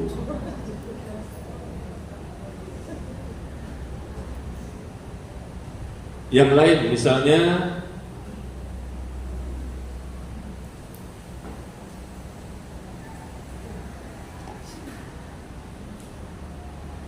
Allah berfirman dalam Al-Quran,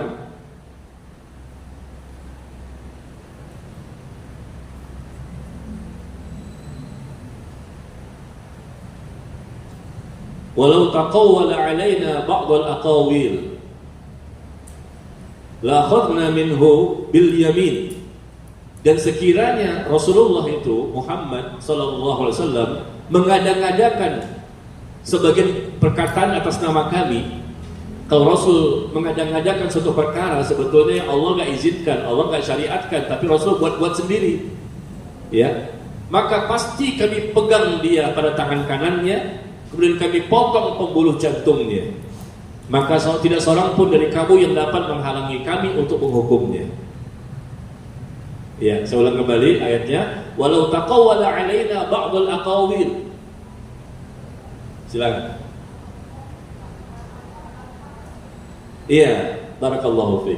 Al-Haqqah ayat ke-44. Al-Haqqah surah ke-69 ya. Surah ke-69 ayat yang ke-44, 45 dan seterusnya.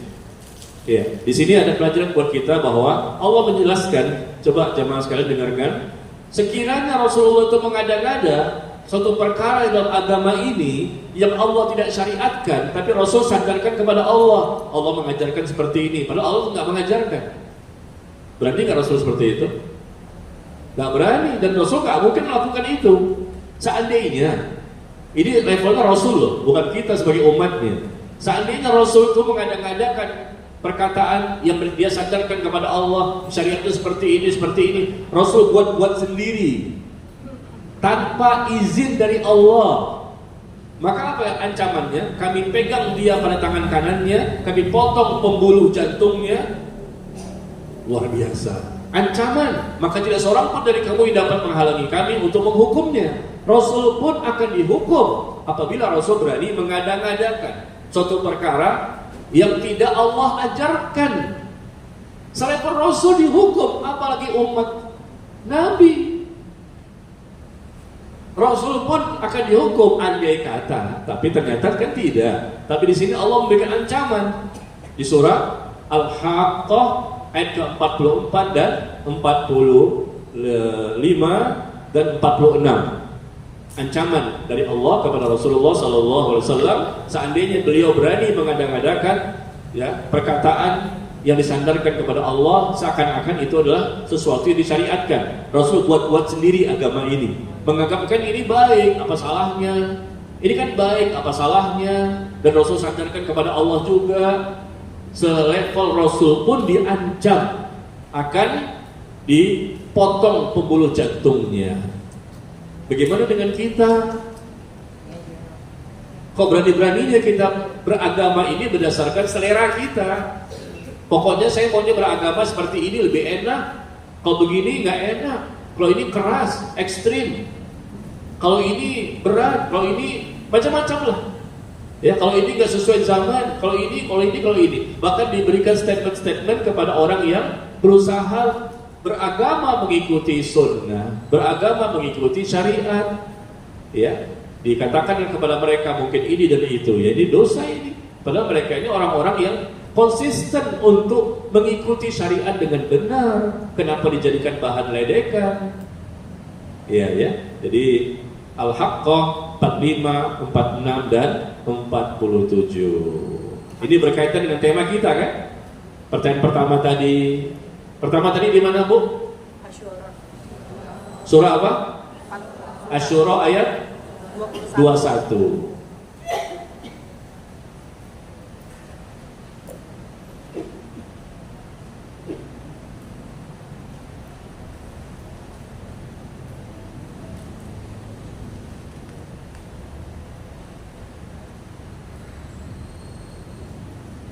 Masya Allah.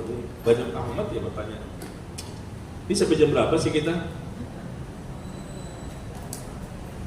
Setengah 12 boleh, setengah 12. Sampai jam berapa? Setengah 12 boleh, Ustaz. Jam 12 kan. Udah capek belum? Setengah 10 mulai kan? Udah 1 jam setengah kan? Udah capek belum ibu bapak? Belum ya? Yang capek siapa?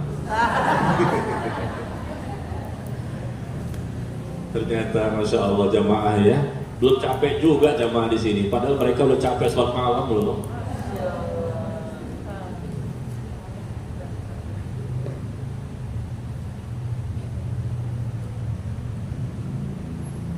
Iya, kita coba dengan pertanyaan yang lain yang sesuai tema ya.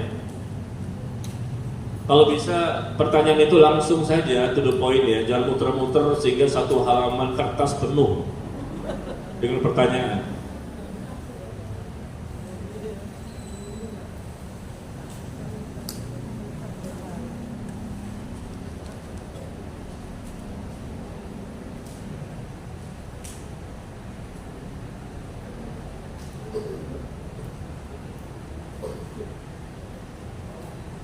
Insya Allah bulan Juli Ana menikah. Mohon doanya, ya semoga Allah mudahkan.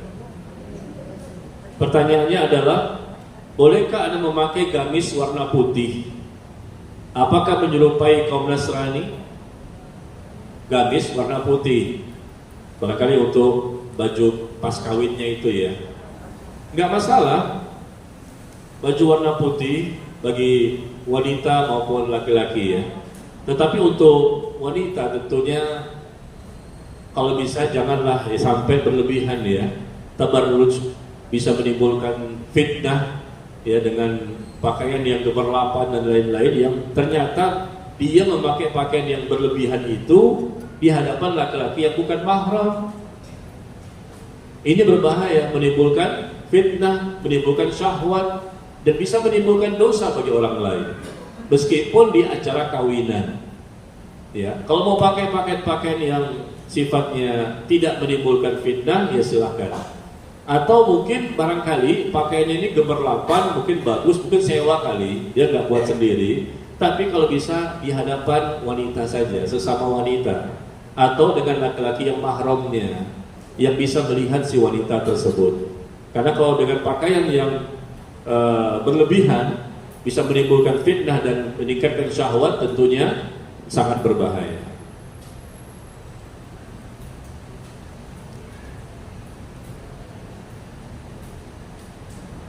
Maaf, saya mau tanya, kalau hamil di luar nikah, apakah setelah anak lahir harus nikah ulang? Lalu gimana status anak kedua, ketiga dan seterusnya kalau tidak nikah ulang?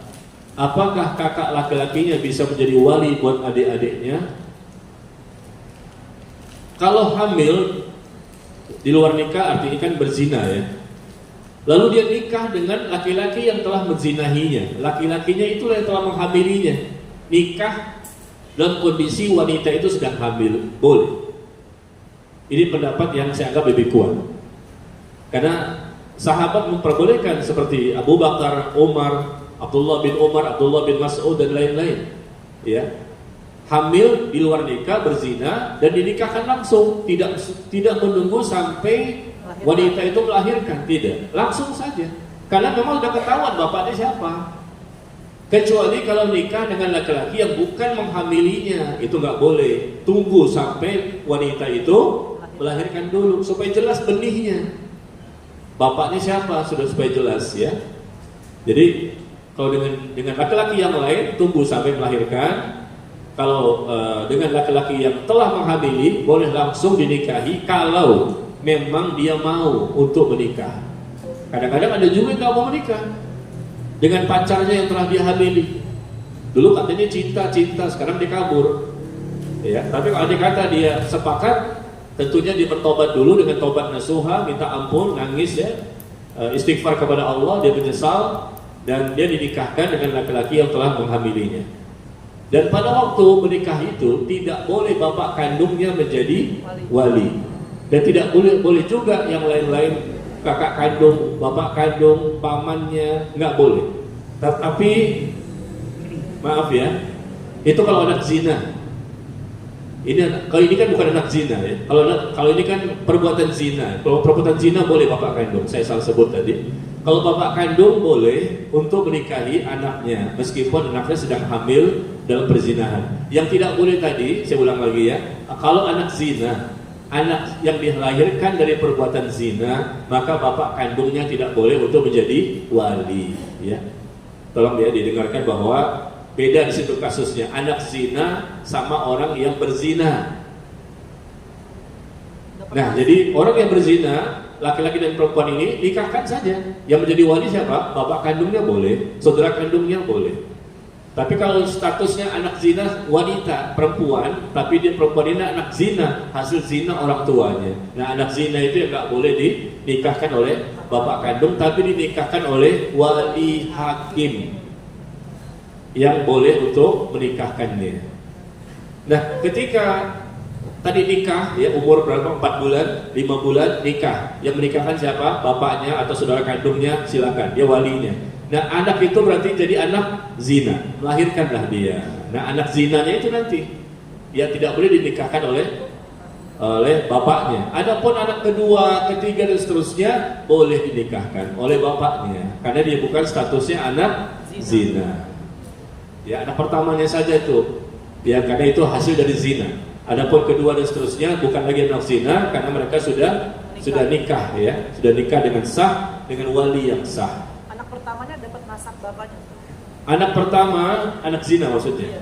Anak zina nasabnya ke ibu. Tidak boleh bapak kandung menjadi wali dan nasabnya bukan kepada bapak, bintinya kepada ibu, dan anak zina tidak mendapatkan warisan dari bapak zina. Anak zina ya, tidak mendapatkan warisan, tapi boleh hadiah, hibah semasa hidupnya, tapi warisan tidak. Ini konsekuensi. Anak zina tidak punya dosa, tapi mendapatkan dampak negatif akibat perbuatan orang tuanya.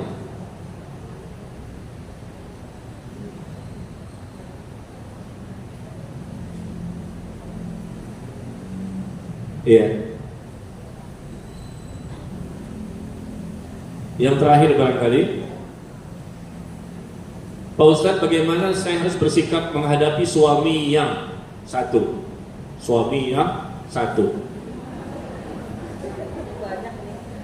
Enggak, pertanyaan yang pertama maksudnya. Soal sholat yang wajib 5 waktu. Beliau tidak membangunkan istri dan anak-anaknya untuk sholat subuh. Tidak menyuruh mengingatkan untuk sholat yang wajib. Sedangkan beliau selalu sholat wajibnya di masjid. Loh, suaminya sholat 5 waktu, bahkan sholatnya di masjid, tapi tidak membangunkan istri dan anak-anak. Gimana? Ibunya males tuh. Ya mungkin suaminya nggak pulang dari masjid sampai waktu syuruk. Istri bangun sendiri lah. Kalau dia pulang dari masjid, dia bisa bangunin istrinya yang tidur, anaknya. Mungkin dia nggak pulang. Barangkali, kan suaminya bukan saya. Kan bukan saya suaminya. Mungkin dia sampai syuruk nggak pulang-pulang. Nah, istri bangun sendiri kan ada jam, ada speaker apa, beker, ada handphone, ada alarm. Kecuali kalau suaminya pulang, suami membiarkan, biarin aja istri saya sampai jam 8 tidurnya. Nah, itu salah. Ya, salah suaminya. Anak pun dibiarkan, dia keliru, dia dosa besar. Tapi kalau andai kata memang dia ngasih tahu, Ma, ayam beb, manggilnya Ma atau ayam beb, saya nggak pulang sampai syuruk ya. Nah, mungkin udah ngomong dulu nih malam-malam, ya. Atau begini caranya, sebelum suami berangkat ke masjid, bangunin dulu, kan bisa. Nggak usah tunggu dia pulang dari masjid, pas mau berangkat kan bisa. Azan sudah berkumandang, suami kan qobliyah subuh di rumah. Nah, setelah qobliyah bangunin, setelah itu baru berangkat ke masjid. Kan bisa, sempat dong ngebangunin, istri masih ke kiri, masih ke kanan, ke depan, ke belakang, atas, bawah. Ya udah ambil ember, siram. embernya disiram, ember gak punya air, embernya doang gitu. Bercanda saja ya, tapi sebetulnya bisa ya, insya Allah. Tinggal dibangunin, usap wajahnya, kecup keningnya, kasih duitnya, bangun. Coba ya, usap wajahnya, kecup keningnya si istri tadi, langsung dielus-elus dengan uang 100 ribuan, langsung otomatis bangun itu. Atau kasih 1 juta dipukul ke keplek, 1 juta kan, kebangun mudah. Iya. Kalau perlu gendong istrinya ke kamar mandi untuk supaya dia bisa bangun. Ternyata istrinya ikut gym, ikut nge-gym ya, ikut angkat barbel gitu loh. Jadi dia ternyata lebih berat dibandingkan suami. Suaminya gak kuat. Beliau tidak menafkahi istri dan anak-anaknya sepenuhnya, baik makanan, pakaian. Beliau hanya Beliau hanya menekuni pekerjaan yang saat ini beliau tekuni, sedangkan hasilnya tidak menentu. Ada kalanya dapat uangnya, ada kalanya 0 rupiah tiap bulannya. 0 tiap bulan. Wah, berat. Suami wajib untuk memberikan nafkah ya, wajib berusahalah maksimal untuk mencari nafkah. Kalau 0 bagaimana? Kan makan tuh nggak bisa ditoleransi. Makan, minum, kebutuhan sekolah, transport anak-anak, ya. Maka wajib sebagai suami ini harus untuk berusaha maksimal mencari semaksimal mungkin, cari relasi, cari peluang, cari terobosan, coba bicara sama teman-teman dan lain-lain ya. Itu kewajiban bagi suami. Kalau nggak bisa juga, barangkali mungkin istri bisa bantu sementara sambil suami mencari peluang-peluang yang lain. Barangkali istri punya kesempatan bisa bekerja, sementara dia bekerja, mungkin jual di online, ya, jual beli di online juga bisa barangkali membantu. Karena pernah ada ikhwan, dia terkena pandemi kemarin dan tidak bisa bekerja sama sekali. Sedangkan di rumah dia punya anak 2. Ada ibunya, ada bapaknya juga tinggal bersama dia. Maka gimana? 0 ketika pandemi. Lalu dia cerita kepada saya, istrinya yang ibu rumah tangga, gak pernah kemana-mana, pada waktu itu coba-coba jualan online, menjualkan barang orang lain. Ternyata dengan izin Allah bisa menafkahi semua anggota rumah tangga. Bahkan lebih besar dapatnya dibandingkan suaminya. Ketika pandemi kemarin, Allah rubah. Istri nggak pernah tahu online apa, gimana, jual gimana, tapi dia coba-coba cari informasi, belajar online, ya, bagaimana jual-jual barang-barang di online, barang orang lain, tapi hasilnya lebih besar dibandingkan suami. Karena suaminya betul-betul 0 ketika pandemi kemarin. Jadi akhirnya selama pandemi itu 2 tahun, istri yang menafkahi. Sampai hari ini, istrinya tetap dalam kondisi jual beli online-nya diteruskan, dan suaminya sudah bisa bekerja lagi. Nah begitu, jadi istri bantu suami. Apakah istri masih wajib melayani suami yang seperti itu? Untuk mohon maaf, hubungan suami istri, apakah istri masih wajib melayani suami? Karena 0, ya kan? Nafkahnya nggak ada. Ada duit, abang disayang. Tidak ada duit, apakah mesti wajib istri itu melayani suami yang tidak memberikan nafkah? Sebetulnya istri boleh menolak. Secara hukum Islam, istri boleh menolak karena haknya tidak terpenuhi. Penuhi haknya, meskipun sedikit itu ada. Tapi kalau 0, kita bicara 0, kan nggak boleh. Bagaimana untuk makan? Istri boleh menolak untuk berhubungan suami istri, karena ini ada alasan syar'i. Hukum asalnya nggak boleh istri itu menolak ketika suami mengajak hubungan suami istri. Hukumnya dosa besar, malaikat melaknatnya sampai pagi. Tapi jika ada alasan, boleh. Nah ini salah satu alasannya kenapa 0. Nafkahnya tidak dikasih. Ya. Tidak diberikan nafkah merupakan salah satu uzur atau salah satu alasan yang bisa dibenarkan istri menolak. Dengan harapan nanti akhirnya suami akhirnya bekerja keras lagi untuk mencari nafkah untuk kehidupan sehari-hari. Apalagi uzur yang lain yang boleh ditolak? Kalau istri sakit, kan boleh. Sakitnya yang berat ya, bukan cuma pilek-pilek doang. Sakit yang berat, boleh. Ya sampaikan kepada suami dan dia tidak berdosa. Intinya seperti itu. Dan mudah-mudahan ya, kita doakan suami yang dimaksud di sini, yang diceritakan mungkin oleh istrinya, semoga Allah mudahkan dia dalam mencari rezeki. Semoga Allah mudahkan dia untuk mencari nafkah, ya, bisa menutupi kebutuhan sehari-hari rumah tangganya, dan insya Allah menjadi keluarga yang sakinah, mawaddah, warahmah. Baik, sampai di sini barangkali. Wallahu ta'ala a'lam bishawab. Wa sallallahu ala nabiyyina Muhammad. Walhamdulillahirabbil alamin. Subhanakallahumma wa bihamdika asyhadu an la ilaha illa anta astaghfiruka wa atubu ilaik. Wassalamualaikum warahmatullahi wabarakatuh.